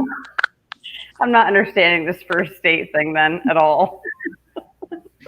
Like, you meet somebody online, okay, and you've never met them in person before. You don't know them, and you're going on a first date with them because you guys have texted or chatted on the phone, and you guys are like, you have a lot in common, and you're like, oh, I want to meet you. That kind of thing. That's like what we're talking about. So, like, no. Yeah. You can get killed and stuck in a ditch someplace. Right? Exactly. It has nothing to do with money. It has to do with safety and protection. Can I give you guys a short story? I will make this very short. When I was working in one of the go-go bars a long time ago, I met a rapper that was with D-Block, with Jada Kiss. We decided to go out together, whatever it may be. We go out, and we were going to one of his shows out in Yonkers. So we get to wherever we need to go in New York, and then we're supposed to get into a limousine to go to the show in Yonkers. I'm like, at this point, I'm like a fucking groupie. I'm like, oh my God. I'm like, where's Jada? That's who I'm trying to talk to, not you. Anywho, so afterwards, the limo, whatever, takes us out, and we leave, and we have no way back. No way back. So we get a cab, get back to my car, and we drive back to Yonkers, and have to pick up his brother because now I'm in my car because I drove out there initially to meet him. Now we're picking up his brother that I found out is on house arrest. The feds are fucking trailing me on one of the highways in Yonkers. And they're like, oh, you need to get off the highway. I'm like, what the fuck? Like, hey. I'm like, I was just trying to meet Jada. Now all this shit happens? Oh, I need to go home. But to the point, like, you drive out to meet somebody and somehow they still suck you into figuring something else out. You know why? Well, that was the tequila talking. You're like, yeah, sure, let's do whatever. And then you get into it and you're like, oh, shit. They're like, the feds are behind you. I'm like, the fucking feds. Get out of here. You're like, I'm innocent. I didn't do anything. I didn't do anything. Data. I can't pull over any further. No, I hightailed it out of there. So Robert says, that said, still wouldn't ask anyone but Uber to come pick me up. Thank you. You were good. Exactly. That is a very responsible thing. And I mean, common sense kind of thing. Would you call an Uber for us too? Ooh. Robert says, good question. Robert says, open the door for you, Montana. He'd have to ask you for the keys to unlock them first. If you guys were riding in your car and he opened the door for you, he's like, wait, don't get out yet. Let me go around and open the door for you.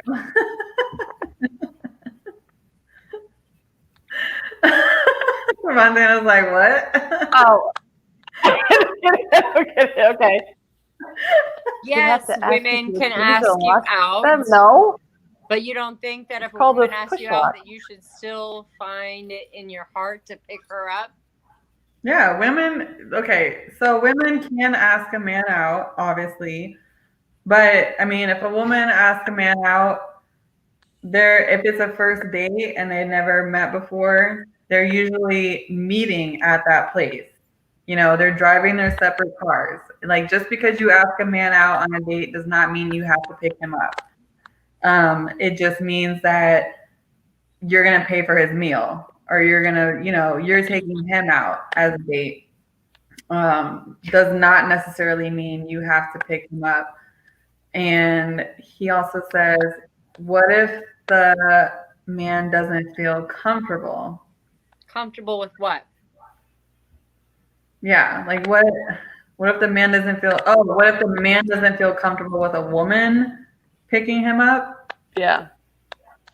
Or picking a woman up. What if he doesn't feel comfortable picking a woman up? Okay, well then they can meet at the location. Like, that's right. Not, just. Hence what I was talking about, Robert. He's going to take an Uber. Would you pay for me or pay for a woman to take an Uber to meet you as well, so she doesn't have to drive? Well, yeah, but if it's mutual, if you both want to see each other, you both pay for your own freaking Uber. It's like we're grown up. That's what I'm thinking too, right? Like, if a man asks me out and he doesn't want to pick me up, I'm gonna either take my own car or take my own Uber. If I don't want to drink and drive or whatever, I'll take my own Uber. I'll pay for it, and he's gonna pay for dinner. If I ask a man out, that's a mistake you ladies are making. A man is taking you out and he's not picking you up. That's a problem. Oh, I'm driving my own car. He's not getting some sort of transportation for you or helping you in some form of aspect. Well, if he's taking me out, like, you don't have a vehicle. No, if he's taking me out, he's gonna be paying for my food. So paying for dinner.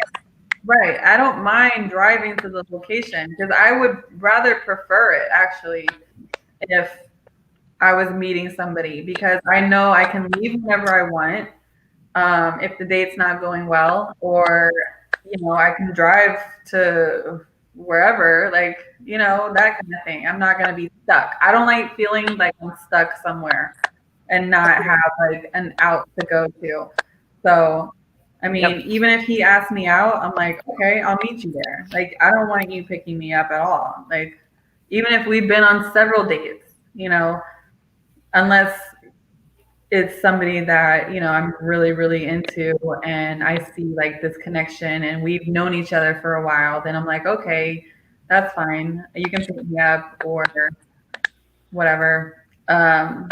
Matthew says, if the date is horrible, there's no way I want to drive your ass home.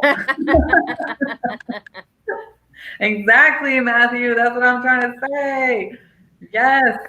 So it might be beneficial for the first date that you both meet and nobody drive. You both just drive and meet each other.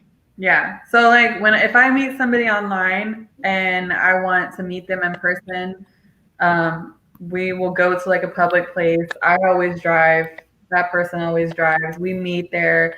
I always pay for my own stuff, like the first meeting. And if it goes really well, and like we want a second date or we want to hang out again, then, either me or him can ask each other and like, hey, do you want to go on a date? And if I ask him, then I'm expected to pay. If he asks me, I'm like, he's expected to pay.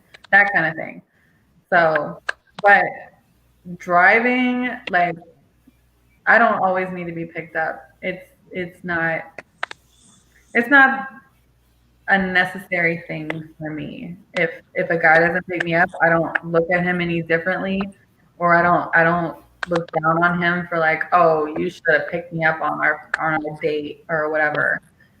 Like, I kind of like being in control of the situation if something doesn't go right, or I want to make sure that I have my way out.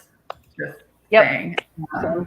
I think that, I mean, when you're going out with somebody, like on a first date, you're usually talking to them for at least a week or two prior. So you're getting some sort of judgment off of them, whether you have a connection or some sort of something with them. Going back to what we were talking about earlier with the, with the sexual connection.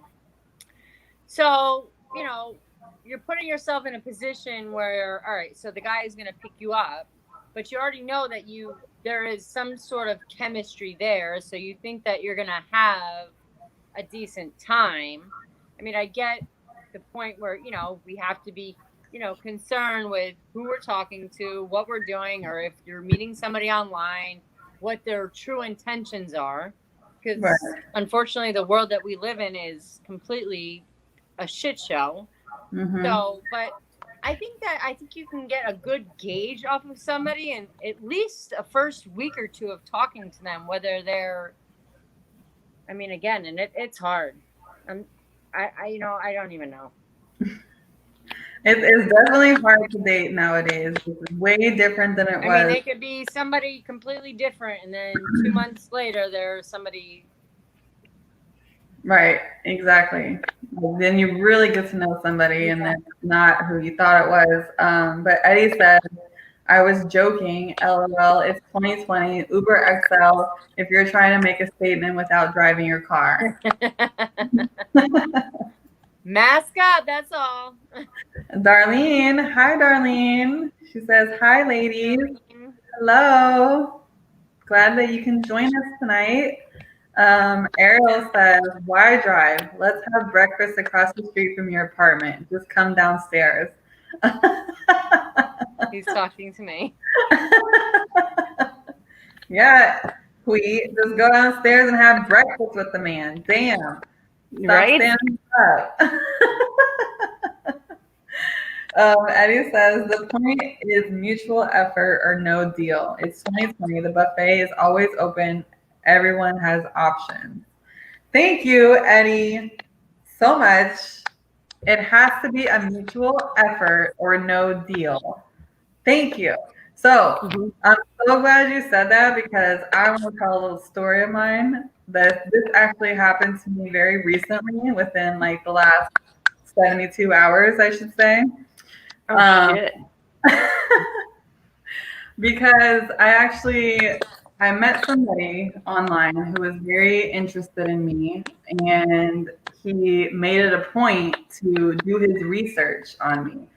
And I was very impressed with his comments and what he was saying to me. And I was like, wow, okay, you actually took the time to, get to know me a little bit just by my Instagram post or my Facebook post or whatever.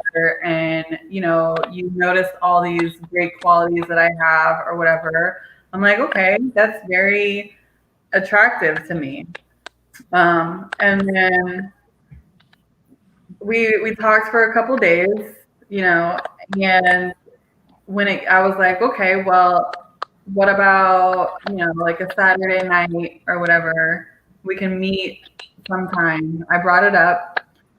He told me that he didn't have a car because COVID, like if something happened during COVID, he gave me his reasoning.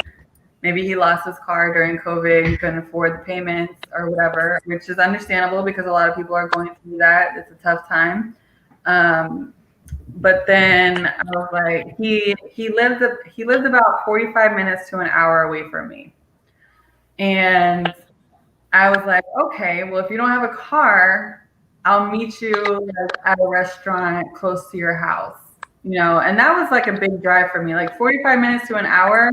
I'm going to drive out there to come have dinner with you or come have drinks with you or whatever. And like just meet in person just to see like if there's any, connection between us before we go any further, because I'm not going to keep texting you or talking to you if there's no like real connection face to face. Like people can say a lot of things through text, but if they can't if there's no connection between us, I don't want to waste my time, and I don't want to waste your time. So so it came down to that, and he asked me if I could pick him up for our first date or our first meeting. And I told him no. I was like, no, I do not feel comfortable picking you up. I don't know you. We've never met in person. And I'm sure you're a great guy and all, but I have to look out for me, and I have to do what's safe for me, and I just don't feel comfortable with this. And all of a sudden, it was like a complete 360 with his commenting or messaging me. It was like he didn't get it. He did not understand, even when I explained it to him, like, look, this is not going to happen. I'm not going to pick you up. I don't feel comfortable with that. I'm already driving. He's like, oh, well, I was already going to pay for your gas and your food if you came to pick me up. And I was just like, okay, well, first of all, I can pay for my own gas and I can pay for my own food. I'm still not picking your ass up. Like that's not the point. The point is I'm a single mother of two children. I'm not going to put myself in a situation where I could be injured, hurt, whatever, and that's not going to happen. And he was not like processing that. And I was like, I'm like, look, so you can't get an Uber close to a restaurant close to your house. I'm already driving like 45 minutes to an hour to get to you. So you can't spend like $10 on an Uber to meet me. And I was just like, ew. And he's like completely just tried to change the subject. He's like started asking me about other things. He's like, oh, okay, that whatever, that's fine. And like change the subject. And I was like, whoa. And I was like, whoa, if you're not willing to meet me or take an Uber to come see me, why should I keep having conversations with you? Why should I keep this going if it's not going to go anywhere? Like, you're not going to come meet me, so why would I keep talking to you? That kind of thing. And it was just like, he's like, oh, like he made it sound like I was a crazy person for not doing this. He's like, well, I can see that you're just not going to let this go. You're just not going to ignore this, or like, what do you want me to say? What do you want me to do? He And was he's like, trying to see how vulnerable you would be and what you would give into and what you wouldn't. basically, and I'm like, look, I'm not That's doing the it. first start of a red flag right there. Like you may, yes, exactly. And that's why I was like, I'm not going to answer your questions after this topic that you try to change the subject on. I'm going to still stay on this subject because I need answers.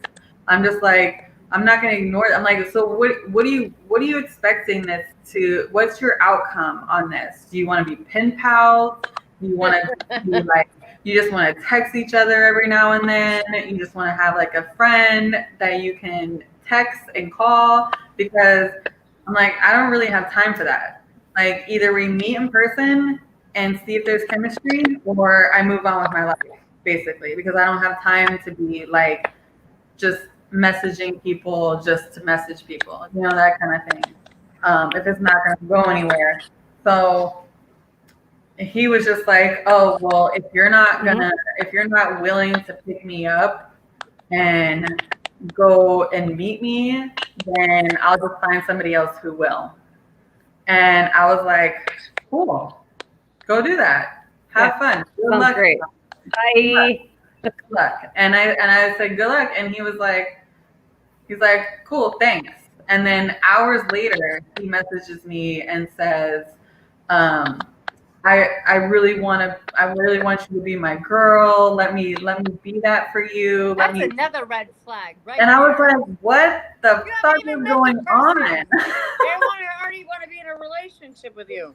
Right. And they're not willing to spend like $10 on an Uber, but I was willing to drive all the way out there to go fill see my him. wines up. And I was like, what? I'm like, where do these guys come from? Like, this is why I don't want to have anything to do with guys, is because of this guy and like so many others. I'm just like done. Like, what do you expect for women? Like, you're not understanding the process, how women think about, you know, I could be raped, I could be kidnapped, I could have been bum rushed by 30 dudes as soon as I got to your house, and I could have been dragged inside, and who knows if I would have came out alive.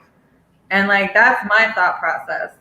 And it was like, this guy was just not understanding that. And I'm just like, sorry, I got nothing for you. If you're not willing to meet me halfway, with which I was willing to do that, then I have no more time for you. Sorry.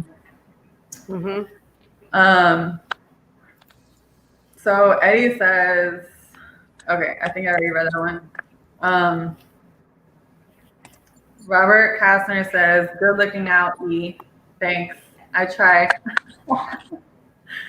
Matthew says, let me say this. This applies both ways. Anytime someone gets sideways about you, being cautious for your safety is a red flag for much deeper problems down the road. Yep, totally agree with that. Yep. I even looked him up on like arrest inquiries, because I was like, I wonder if this guy has ever been arrested for like domestic violence or rape or whatever. And I'm just like, that's how my mind works. Because I'm like, you know what I thought when you were saying earlier, he took the time to look you up? Yeah. That's crazy. Right. He took the time. I know we all have our investigative things in our blood and you want to know somebody before you go out with them. But for him to tell you about that? Yeah. And not keep it to himself? I mean, yeah, he even said that he looked me up. That's fucking crazy. I'm not telling you I'm looking you up until later on. Like, you already know I looked your ass up, right? Before we hey, by the way, babe. Hey, by the way. A couple times before we go out. Yeah. But he was like, he was saying like what kind of a person I am and all this stuff. And I was like, wow, that's really sweet for you to like take the time out to like try to get to know me a little bit before you like message me. Dude, that's how they suck you in. I thought that was sweet. And I was like, okay, you know, you're actually you're actually doing that. And because you can't just look at a woman's picture and be like, oh, I want to go out with you.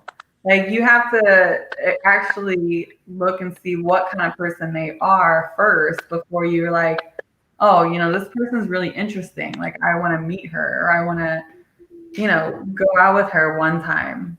So I thought it was sweet at first, but now I'm like, whoa, okay, that was a little creepy. Yeah. I Because, think that's a little creepy. yeah. After a step back. Yeah. Now that I think about it, now that it's coming back to me. Eddie says, bro, sounds like he's on a bath salt. There is Yeah. a wild place. Yes. Retrospect. But like, see, after he said all those creepy things and then I refused to pick him up, the conversation like totally did like a 360, and he was not the same person that I was talking to like 2 days ago. No. So that was like a huge red flag. I was like, what? Like, I no. hate that. Ugh. And then Eddie says, bro, sound like Trump whining. Exactly. He also says, when interest turns into creep fest. Yo, he would like send me my own pictures. That's so freaking weird. He was like, I love the way that's like, fucking weird. is it? That's sick. That's Fucking psychotic. weird. Like, Yeah. like old pictures that he Yeah. found on Facebook. Up. Yeah. And then like he was sending me old pictures and then telling me like about those pictures, like how he thought about them. And like if I let you guys read these messages, you'd be like, whoa. Yeah, I think both of us would be like, all right, hold on, E, come on. At first, like the first little messages were like, okay, that's sweet. And then it gradually started to become creepier and creepier. But then I was like, okay, maybe he's just really, really into me a little bit. And then that whole thing with the car thing happened. And then he was just like trying to just totally dismiss everything that I was saying, or had no interest of meeting me halfway and just trying to change the subject. And I was like, that right there is like a huge red flag. Cause I was like, what? Like, what? So I'm like, what do you want? Like, this is, we're pen pals now or what? Like, I don't get this. I'm totally lost. I don't understand. Matthew says, Tweet has that Super Bowl defense. You know what? I've been through some shit and I have seen some shit. So I know. I'm sorry. I am so sorry that I feel like I have a defense mechanism for crazy people just in general. Like, right. I am mindful of my surroundings, mindful of the people that I am with or hang around, which is very rare. I hang out with the same people all the time. I mean, I don't date like that. So, right. If at all. But it's like, we go off of the experience that we've been through. Mm-hmm. We go off of that. It's not like we treat men in our future as men have treated us in our past. It's not that. It's just that we're more aware and cautious of certain things because of the experiences that we've been through. Mm-hmm. So we're not going to put ourselves in a situation. Maybe like 20 years ago, we put ourselves in that situation and it didn't end good. It was not good. Yeah. So why would we do it 20 years later again? You know, that kind of thing. Like, we learn from our past mistakes and we're not going to make them again. That kind of thing. So for us to be in our 30s, I think all of us are in our 30s now. Tweet's like, you're in your 30s still, right? I am 37 years old, so okay. We're all in our 30s, and we're not going to make the same mistakes that we did in our 20s. That kind of thing. So, I would like to go back to my 20s. right? I had a better time in my 20s than I have in my 30s. Let's just say that. Like they say, I did not. you get better with age. Shit has not changed. It's gotten worse. No, we're just more cautious about our decision making skills are improved. All right. I will agree with that. For the most part. Yeah. Robert says, checking your social media is totally expected. Them finding your address on Google Maps or verifying to see if your pet is vaccinated is something else. Yeah, if they start talking about all that, I'm like, whoa, are you like watching me right now? Like, do you have hidden cameras somewhere? Like, Eddie says, chill. Oh, that's not flattering. That's psychopathic. Oh my God. He says, post his picture. Put him on blast. My next post in Clockwatch will be this motherfucker. Watch out for him. He's looking for a ride. This beautiful specimen of a man who is not all there in the head. Because he was very, very attractive. But, you know, I mean, even if you're like the most attractive person ever to me, I'm still not going to put myself in that. Like, exactly why, because he's attractive and he can get that off. Right, exactly. He says the internet is terrifying, but at the same time, Google can turn up spouses you weren't of too. Right, that's a true story. That is a true story. I will put something out there. I dated a man and found out that he had somebody else. I mean, this was a long time ago, but found out that he was with somebody else in their house, everything, and never knew. Wow. Until I Googled some Google things. Some Google things. You just start typing things and trying to find out about some things.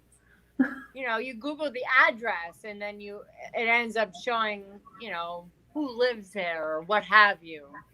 And then, you know, you start putting pieces together. Mm-hmm. Yeah. I've never done that. Oh. Women are as dumb as men think. It is like, I could be the fucking BI. Okay. Right? My ex-husband once told me that I should be an FBI agent because I do a lot of investigating. Like, you have no idea. Like, you don't even think I could find it. I already know. Do you really? Even tell me. You guys really like. Yep. That's why I said I looked him up on Arrest Inquiry because I wanted to know if he's ever been arrested for like rape charges or domestic violence charges. I didn't find anything, but I was still like looking in every county. You know, it's like there has to be something. Ariel, I will never apologize for being myself. This is who I am. Those charges, though. I'm not quite sure what I was apologizing for, just maybe in general, but this is just me. I'm fucking crazy as shit. Okay. Yes, so can I just say something real quick? Sometimes those charges are taken out of context. So let's just because someone's been arrested for something doesn't necessarily mean that's a red flag. I mean, that could be taken out of context because they're men, and they could be a man in a shitty situation that got arrested by a woman who was crying about something, and it went too far. You're right. So I don't take a lot of. I don't really look into that because You're right. But then also, if you do look into it and you see a domestic violence charge, let's say, but then you see a couple other ones with different women, would you still think the same thing? Or, No, I think one charge could be taken out of context. I think two, unrelated, little suspicious. Three, that's reality. right, exactly. Yeah. But I don't think going with like someone has a charge and that's who they are. I don't think that's fair. No, I agree with you, Montana. I agree with you. I need some explanation. I need to read up on the report or whatever. But yeah, I mean, one thing you could get you can get a case as being a pedophile or something for just peeing on the side of the road or something like that. You know, like that kind of thing. And you're like labeled as a pedophile forever. But you weren't even you were drunk really bad. Like I've peed on the side of the road so many times. Like I was never caught, or I could have been a pedophile. Like, you know, that kind of thing. But Robert says low key. No one ever charges us. Yep. Okay. Eddie says, Montana, thank your lucky stars you're not dating at this time period. Hi, Eddie. Yes. Yes. For real. He also says the truth comes out tweet is crazy. I only speak the truth, so I have nothing to hide. I don't care what anybody thinks about me, so. And Darlene says, I'm with you. Yes, girl. So, yeah, that was my experience with that. So, I don't know what the big deal was. If he really, really wanted to meet me, he could have definitely taken an Uber. If he was willing to pay for my gas and my food, and then I told him I would pay for my gas and food, he could have easily got an Uber and paid for his own food. Like, I don't understand that. You're obviously not willing to take that extra step into, like, there was something else going on in that situation where I was just like, don't want to be a part of. So that was that. And then let's get into our last segment of the night. Maybe we can do just a couple cards and then we'll call it a night. One round. One little round. Let's do one little round. I know everybody has places to be, beds to sleep in. Things to the one right behind me. I have a bed to sleep in. All right. Well, I'm gonna take like a 2-second break. Okay. So you guys like talk amongst yourself, and then we got it. I gotta take a bathroom break because you guys all had it. So I'm sorry. I don't know how you guys have bathroom breaks. I'm like, am I the only senior citizen in here that feels like I need to use a bathroom every 30 seconds? I had one. I've had like 3 already. I had one and I pee constantly. So, dude, I pee all the time. It's a thing. It's a real life thing. Well, while we have the opportunity, I just want to thank everybody for watching and commenting and listening to our shenanigans. Please tune in every Friday to Power P Live at 8. If you have any discreet questions that you would like to ask us and not have your name involved, you can email us at powerpwomen@gmail.com and we will answer any questions that you have without your name or any information, just the question you have, and give you our honest opinion. But we are going to go into our next segment, is Truth or Drink, which should be fun. And I'm glad you put that up there. Tequila! Again? That's my thing. Because why not? I can't spend that much money on a bottle of anything. What? Oh, I'm low bottom. I low shelf it. Oh no, tequila Yeah. has to be on the top level. I mean, I would pay more, but I think that's the cusp that I'll go on if I'm not at a bar. It's like $40, 50, 40, $50 a bottle. Yeah. No thanks. I don't know. It tastes so good.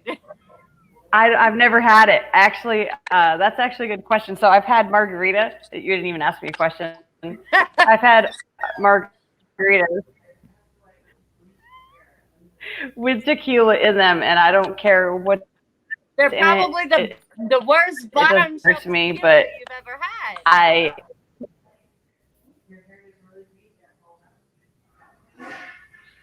Oh, It does- Danny, you're breaking up. make a difference. You're still drunk. No, but it's the hangover in the next morning. What does it matter? The better the liquor. the Oh, better the Erica is flushing. Huh? What? We're just talking about I tequila. don't buy. I thanked everybody for listening. Told them to tune in No, next that's week. not a thing. Told them to Just drink water. email in Drink the water copy. after. Oh, hey. Matthew says he was trying to set you up to get him a PS5. Not happening. Ariel says top shelf alcohol is an investment, non-expensive. Yeah, Mhm. it's like $500. Yes, it is. Black says Patron. Black, I feel like you drink anything just to drink it. I know. I don't know what he's I'm talking just about. being Come on, honest Black. with Be you. real. I love Patron. Patron XO, I could drink by itself. It tastes like coffee. And What? I love it. Oh, the Why? coffee one. Oh my gosh. I could drink that So for good. days. So good. I could just sip on that all night. And I cannot find it in the liquor stores around here. I'm so upset. I only find it in like certain bars that I go to. And like, damn it, I want to buy like a whole fucking bottle so I can have it at my Yeah. house. Put it in your freezer. It'll cost you. Hey, I don't care. That's something you sip like a tiny bit, little sip. You know, you don't like chug that shit. But I'm very cheap and I don't spend money on anything. 1,800 over Patron? No way. no, actually, I love 1800. That's the one I have in my fridge right now. 1800 coconut flavor, so good. And then I put pineapple juice or orange juice or a mixture of both or lemonade or whatever. So good. All right. I'll Yeah. try it. I will You give should it a try try. it. It's really good. It's really, really good. And Patron is for non-drinkers. Well, I will tell you that I What? can't drink whiskey because I have a gluten allergy, but I do like whiskey. I just can't drink it anymore. Whiskey Okay. is mostly made out of rye, so I can't drink it. I don't like. I like- Corey. Honey whiskey. I like Jack Honey. I liked Crown. I liked what are the other ones I liked? I loved Fireball. You love Fireball? Yes. Ew. I haven't drank it in so long, but I do love it.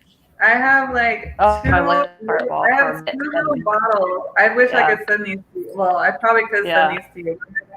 I have two little bottles in my fridge because I had to buy them for the golfers that I go see on So Saturdays. you sneak them in your fanny pack and give them to the golfers when they're not. That'd be a great hanging Christmas gift for us. That's an extra tip. I can't drink it now, so it's pointless to send it to me. Oh. Oh, he says, I'll make you an 1800 Yeah. pina colada. Woo! I want one too. Can you send one to Florida? You'd have to go to Florida too, there, Errol.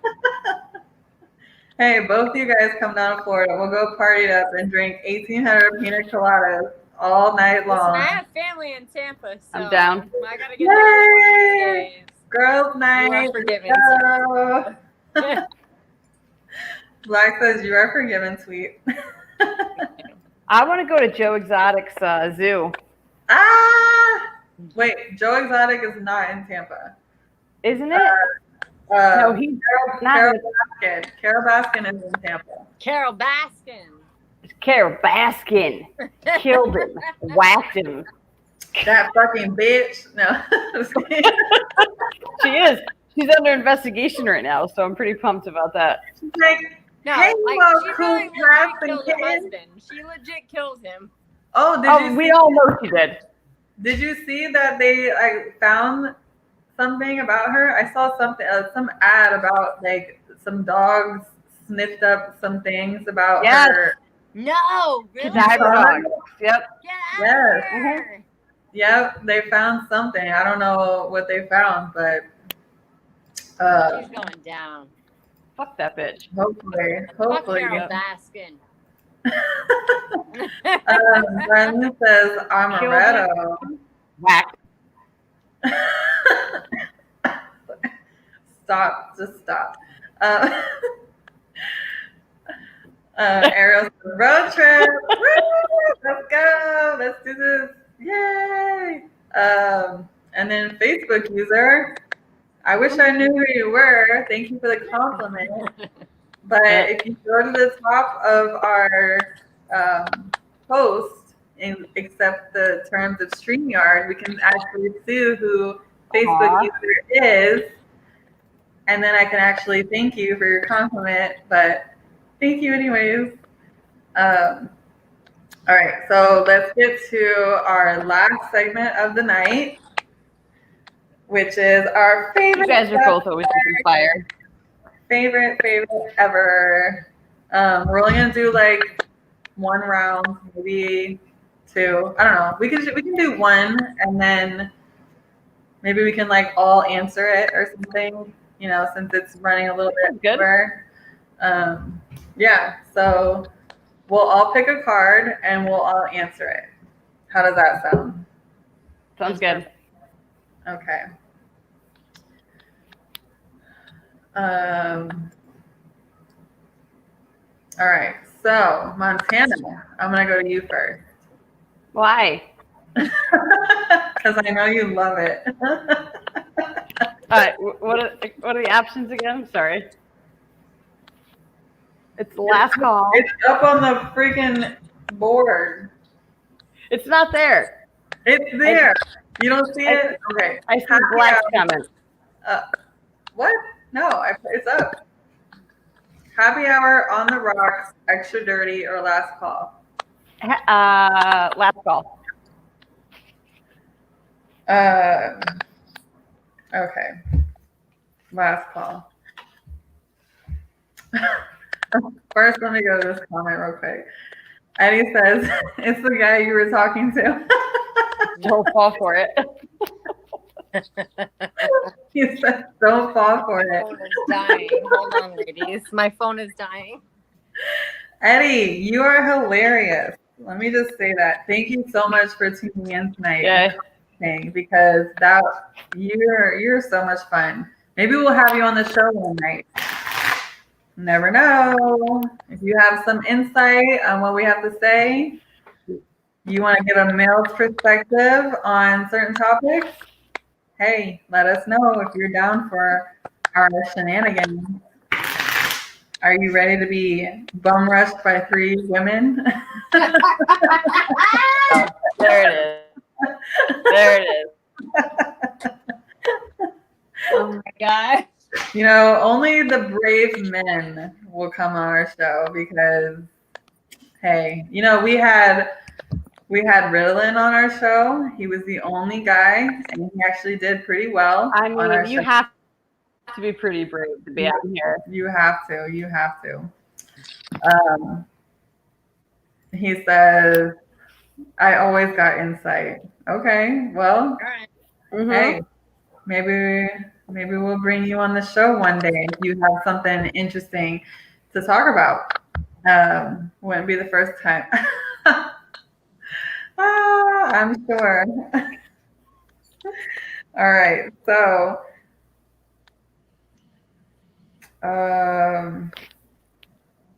Why am I nervous? I don't know. Well, there's 2 questions on here, so I'm trying to read.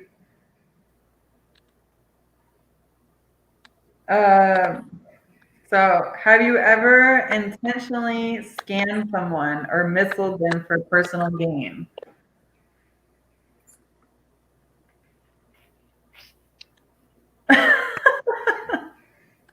I can answer that question.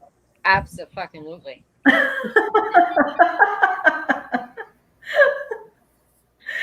So sorry. Okay, so explain this, please.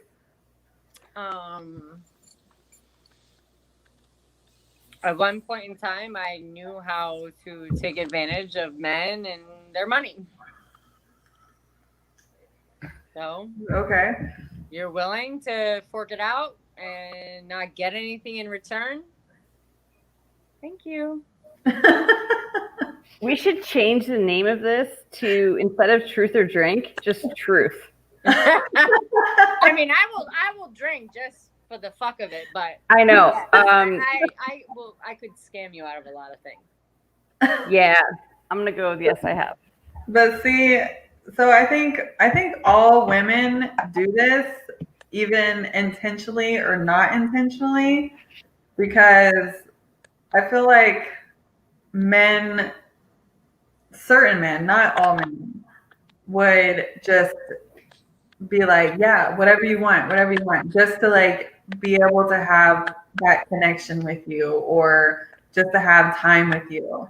They're gonna be like, you know, because I've been there too, sweet, where it's like, yeah, I don't intentionally do it, but it's like, how far are you willing to go, kind of thing. And if you're willing to do this or that, it's like, how much more? And then I test it and I keep, testing it. Eventually I'm like, oh, okay, well, I'm getting more and more out of this. So I'm going to keep going and see what else I can get, kind of thing. I mean, that was like back in the day, whatever. I don't have time for that shit now. I will say I have definitely grown apart from that. Right, I'm exactly. Subject to not going back to that. Right. Like in our early I will 20s. say, like, this will definitely be another topic. It's definitely daddy issues, and this will be something that we could definitely talk about on another episode. But it has a lot to stem from that. Let me just say that, and we'll go into it further another time. Yeah, I agree with that. I totally agree with that. Yep. So men also look for daddy issues too, though. Oh, of course, yes. They do. Because a lot of us have them. Yes. Yep. They're like, oh, you have daddy issues? Awesome. Oh, I'll be your daddy. Yeah. Yep. Yep. And I will take advantage of you, daddy. Yep. Okay, daddy. You want to be my daddy? Okay. Is that why men like when women call them daddy? I just think that's so weird, and I would never call another man daddy. It's like, that's like a turn on for them. Cool. It's a turn off for me. I think it's inappropriate. No, you do that to me? The sex? I mean, I have in the past, yes. I'm not judging or anything. Like you. Like, no, I'm not judging either, but I mean, I have in the past. It's been a long time, but yeah. You don't feel weird about that? Like, you called your dad daddy, and now you're calling a man that's doing you daddy. Yes. I never called. But they want to be called that. That's what they want to hear. So you gotta. Oh, if you were, you're giving them that satisfaction. It's not what you want to say. It's what they want to hear. Oh no! I do what I want. I don't do what satisfies them. Like, fuck that shit. Like, if you want to hear me say daddy, go to somebody else. Like, that's not gonna happen here. So I don't even say their name. They're like, say my name. I'm like, no, I'm not saying that. It's just weird. I don't know. No. I don't even know your I'll name. say- Kidding. I'll say things during like when it's hot and all that, but I'm not gonna say your name. I'm not gonna say daddy. I'm not. No, no. It's weird. It's weird. It's so weird. It's just weird. Yeah, it's weird to me. It's something that they just get off of porn, and if you're focused on doing stuff that you see off of porn, and that's what motivates you or intrigues you, that's not what real chemistry is for me. That's just my opinion. I agree. So I I get agree. off more by hearing a man moan or do what he does. Period. In general, right. That's why Just to I don't do hear anything. How he is so into it makes it so much better. Right, exactly. Like you can Alright. moan, you can make Going good. This noises. is going good. Yeah, like I want you to, like most guys don't make noises during sex. No, I they're know. afraid. And it's like, I don't are know you why. weird? It's so weird when they don't do anything.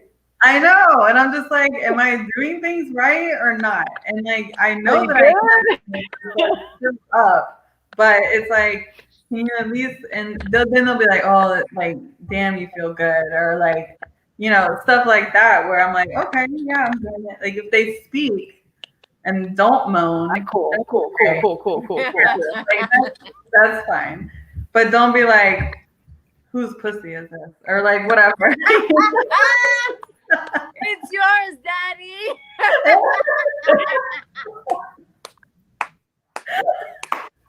I'm like, ew.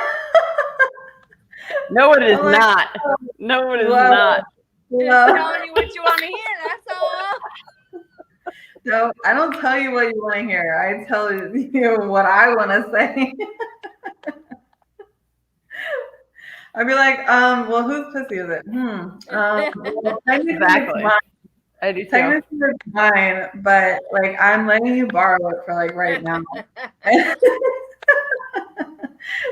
It's like you're gonna ask me that question in the moment. I'm gonna give you like a real answer. I'm gonna be like, well, it's mine. It's totally mine. I'm just letting you borrow it for the meantime until you're done, or until I'm done. Hi, this is my name.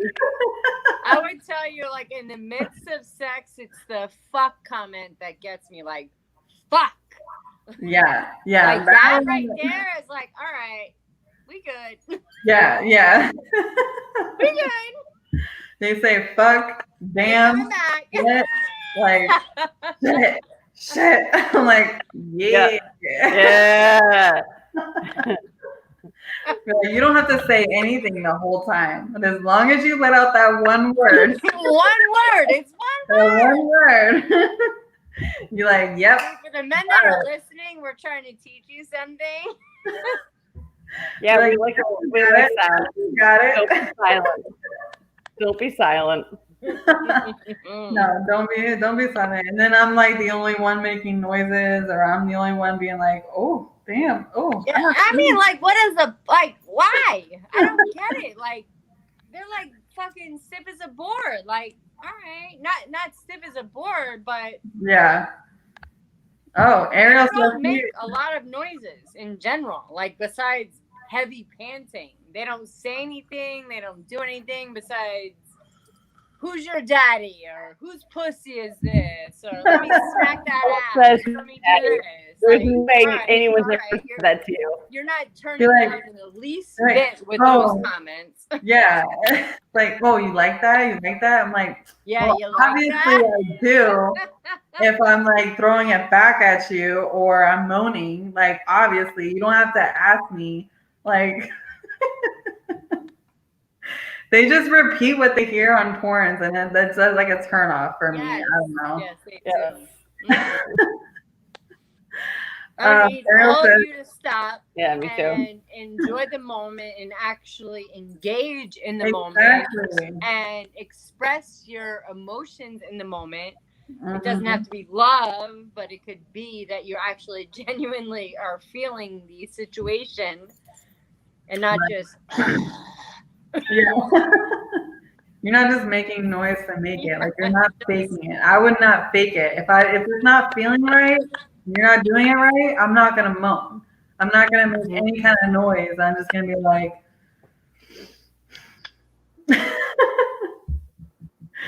Ariel says, and yes, I moan. All right, we got you. Eddie It's the says moment. his for the moment. Yeah, when I said it's his that private area for the moment. And that's where chemistry plays a part. Totally agree with that. Yep. Yeah. You have to have chemistry in the bedroom to actually know like each What other. to do and Yeah. how to react. Yeah. Robert says a few guys out there ruin daddy for everyone. You can't even refer to Daddy Warbucks and Annie without being a little.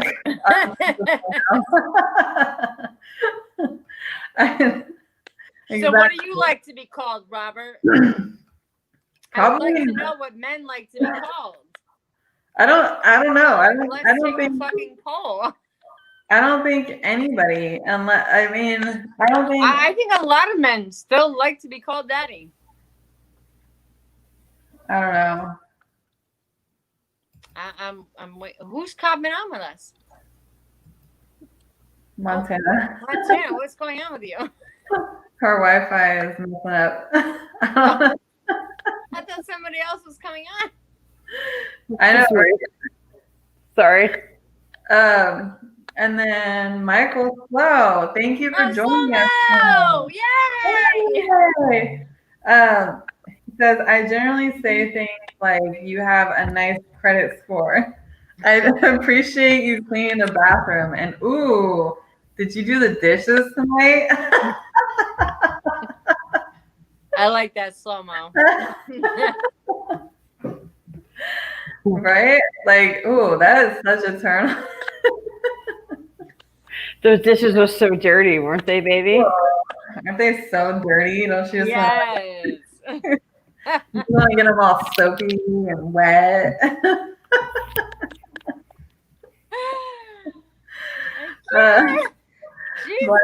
Jesus. Matthew says, don't call me daddy. I have daughters. Natural noises works best. Thank you, Matthew. Yes. I think the only men who don't like to be called daddy is the men who have daughters. I think. I don't know. I can't speak for all. That's I can completely speak for false. all men. I agree. Completely false. But it's false. Okay, Tweet clarifies that for us. False. She knows. They all want to be called daddy. Don't get it fucked up. They all want to be called daddy. If somebody asked me that, I'd be like, do you know? I mean, again, it's been a while, but I would imagine that they want to be called daddy. I've never had a guy ask me to call them daddy. I don't think they're not asking you. It's just they insinuate it. I think yes. They want it, but I refuse. And if that's the type of thing that you're into, this chemistry, this thing is not gonna work. Sorry, no. That's like I have daddy issues, but that's where I draw the line. Okay. No. I don't have that many daddy issues. No, not that many to the point where that's just weird. We will definitely talk about that on another episode. Yes, but, definitely. Like it was nice to start off with. Some men like to be called Jesus and God. All right. I will say, God, you're getting me to where I need to go. See, I would be like, Jesus oh my Christ, God. That's it. Like, I would say, oh my God, but I would not call you God. I would just be like, oh my God, even though like I don't even believe in God. I just say it. I don't even know why. It's a weird thing. And like, oh my God, but no, whatever. Michael says, put these yellow gloves on. Does anybody know what this means?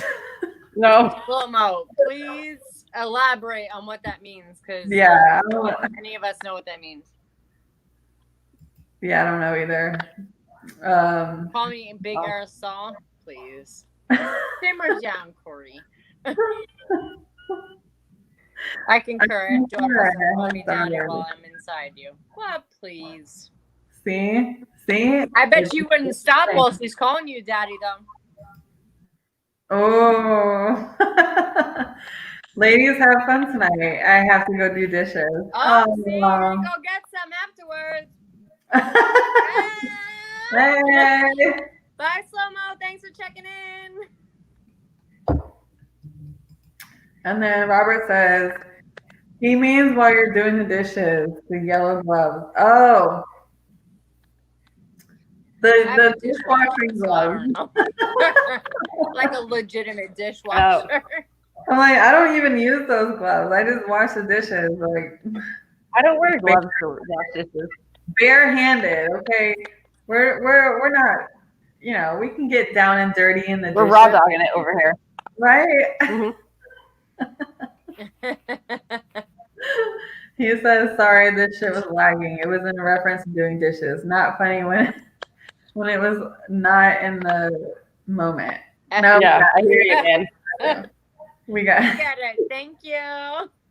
We got it. Thanks. All right, so I'm gonna go to tweet. All What do right. you think? What is the question again? Are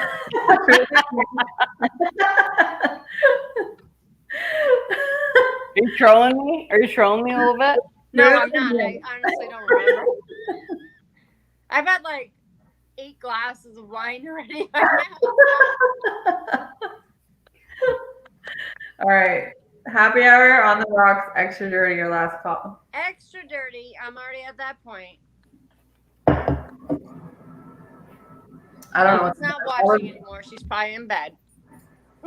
Who is Mom? Yeah. She's gonna watch it on the replay. She's gonna be like, I know what tweet says at the end of the podcast. I'm gonna go straight to that.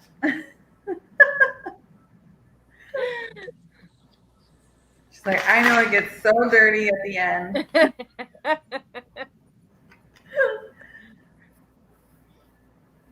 Ooh, okay. Oh God. What is your favorite sexual right? position and why?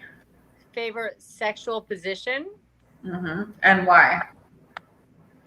I think we briefly touched on this last week. And I had said missionary because I like the emotional connection that you have with that. But other than that, I would think doggy style 100%. Yeah.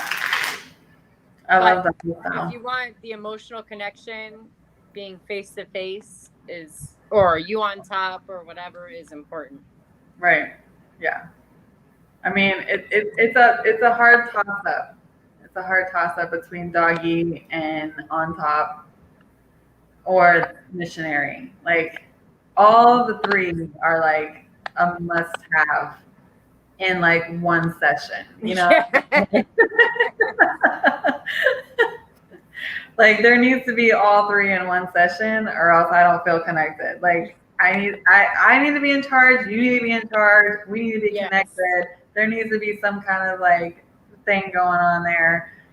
Yeah, I agree with that. Is it weird for you if they're like staring at you in your eyes, or do you like that? No, I'll watch. I want to watch what's in their eyes. You do? So you want to? Yeah. Okay. What about you, Montana? Do you like to look at them, or you keep your eyes closed? I'm playing piano on my hand.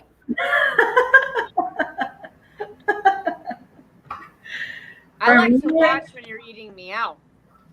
Oh, okay. Yes. See, I like to have my eyes closed, not because when I'm getting to the point, yeah, I'll close my eyes, but like until that point, I'll watch. Yeah, I mean, I watch a little bit, but I really like to have my eyes closed for the most part. Not because I'm like picturing somebody else. It's the anxiety part of it that you're trying to focus. Right, exactly. Yes, I get it. Yeah, you're like, I want to like come for you, or I want to like, yes, make And if sure you- that you yes. know that you're I doing get your that job right. 100%. When I'll get to that point where I'm like, all right, it's not happening. I'm like, just come out. Right? Just, I'll just pull you up and it's come fine. on, let's do Let's some. move on. Right, I'm let's not gonna do keep you another down there position. for hours for no reason. I totally know what you're saying. Oh my god, that's funny, especially when you're drinking and Oh, yeah. like it'll take. I mean, it's much easier forever. when you're sober to get off than it is when you're drinking. Oh yeah, definitely. I think You that's have wilder sex when you're drinking. right, exactly. And I think that's for men and women. And I've heard this from men too. It's like, you know, you can go down on me or whatever, but I'm not going to get off if I've been drinking. Or I'm not, it's going to take a very, very long time and a lot of effort. And I'm just like, yo, I totally get that. I will start off, and that's about it. And then we'll Right. go the other way.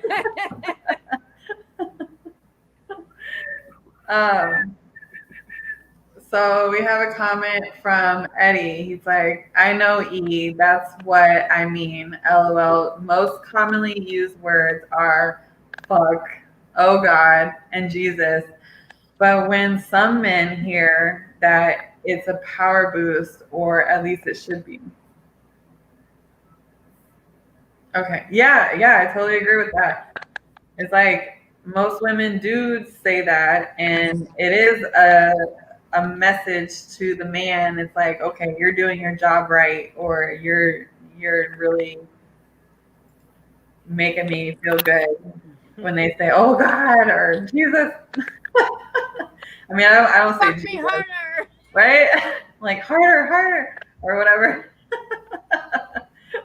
And they're like, "No, I don't want to go hard because I'm gonna come." Yeah. Because as soon as you say harder, it's in like an instant, like they want to come and then they don't do it The harder. pretzel position. Tell me about this, because I don't know anything about a pretzel position. The pretzel position, you know, when you put your like foot behind your leg or all that. I will break my leg in half. Lady, you are definitely a lot more flexible. When you put your foot behind your head and you're like, I can go a lot of ways, but that might not be one of them. I'm like, no, don't think so. Oh my god. I says, wow. Yeah, you never know what you're going to see on Power P, so stay tuned. Well, it's almost 11 o'clock, ladies. So what are we gonna do? We're gonna Tell your friends to on, tell and them we're to tell gonna them. end this on a good note before we go any further into this shit show. I think we're wrapping it up for tonight. I think we're good for tonight. We all answered a couple questions on Truth or Drink. Our other segments ran a little longer than expected, which is fine because we love reading the comments. We got so many comments tonight, and I love that. I love how people are so in tuned and intrigued. He said, well, damn, All right, Eddie. We'll see you next Friday at 8 o'clock.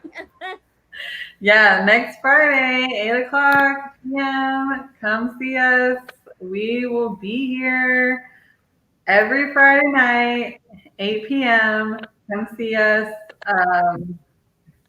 We also have our Asking for a Friend. Email your questions, powerpwomen@gmail.com. If you want to hear us talk about a question that you have that maybe you've been wondering about, you just want a woman's perspective on things, you ask your other female friends, and maybe you want just another woman to have a different perspective, or you want to hear other people's opinions about it. Just email your questions to us and we'll be happy to answer them live on air. Yeah, and then we also have every Sunday and Tuesday nights at 9-10 p.m. we have our Clockwatch podcast. I'm always on that podcast every Sunday and Tuesday nights. That's with the guys too. So we get males' perspectives on things and females. So that's a really great show. It's always on our Clockwatch Facebook page, and so stay tuned for that. And then we also have In Your Face podcast hosted by Ritalin every Saturday and Monday nights at 8 p.m. Ritalin is a new person that we have coming on Clockwatch. We're promoting his podcast. It's all about the Buccaneers players, the Bucs game. So if you're in Tampa Bay and you're a Bucs fan, or maybe you're not and you want to watch it, this is the perfect podcast for you. You can go on there, talk shit to him, or you can go on there and if you're a Bucs fan, you go on there and listen to what he has to say. He has a live show at the Wing House on Hillsborough Avenue in Tampa, Florida. If you're in Tampa, you should definitely come out there from 6 to 8 p.m. That's next Thursday night.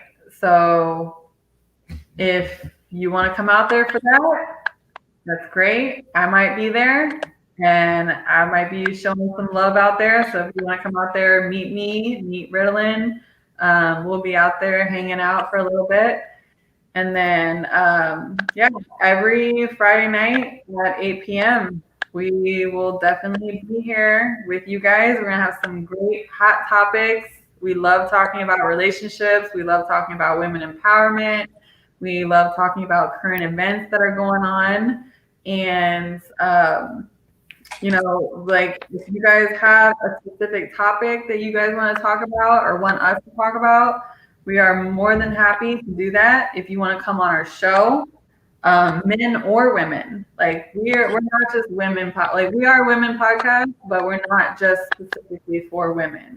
So we love like having a male's perspective on things. Just like tonight, all the comments that we had flowing in from men was amazing. Like we love hearing what men have to say about what we have to talk about, because we only talk about what we have experienced, and we want to know how other men think, or just like tonight with the whole picking up a guy on the first date. Like I loved hearing from other men's perspectives on that, if it was okay or not, because I want to know if I'm acting crazy or if it's going through my head or whatever. But so I really appreciate all of you guys coming out. Brandon Simpson says, "Hell yeah, long show tonight." It was a long show, but we had a great show. Thanks for the promo. Awesome. Brandon is the one. He's Ritalin. His show is who I just promote for. So make sure you tune in for that. Mm-hmm. So, great show tonight, ladies. Thank you guys for coming out. You guys can say your goodbyes. Thank you, everybody. Thank you for coming out. We'll see you next Friday. It was a great show today. Thank you for everybody that commented and listened and contributed today. It was greatly appreciated. And we hope you check in next week, because it'll probably be wilder. That's the word, same. Wilder? I don't even know. Yeah. Is it crazier? Who cares? Who cares? It's a word. It's a tweet word. It's a tweet word. Yes, I agree. I appreciate everyone commenting. We had a lot of comments, a lot of them. So love you guys all. Thank you so much. So much love. See you next Friday. Bye. Yay. We love you guys. You're amazing. Bye.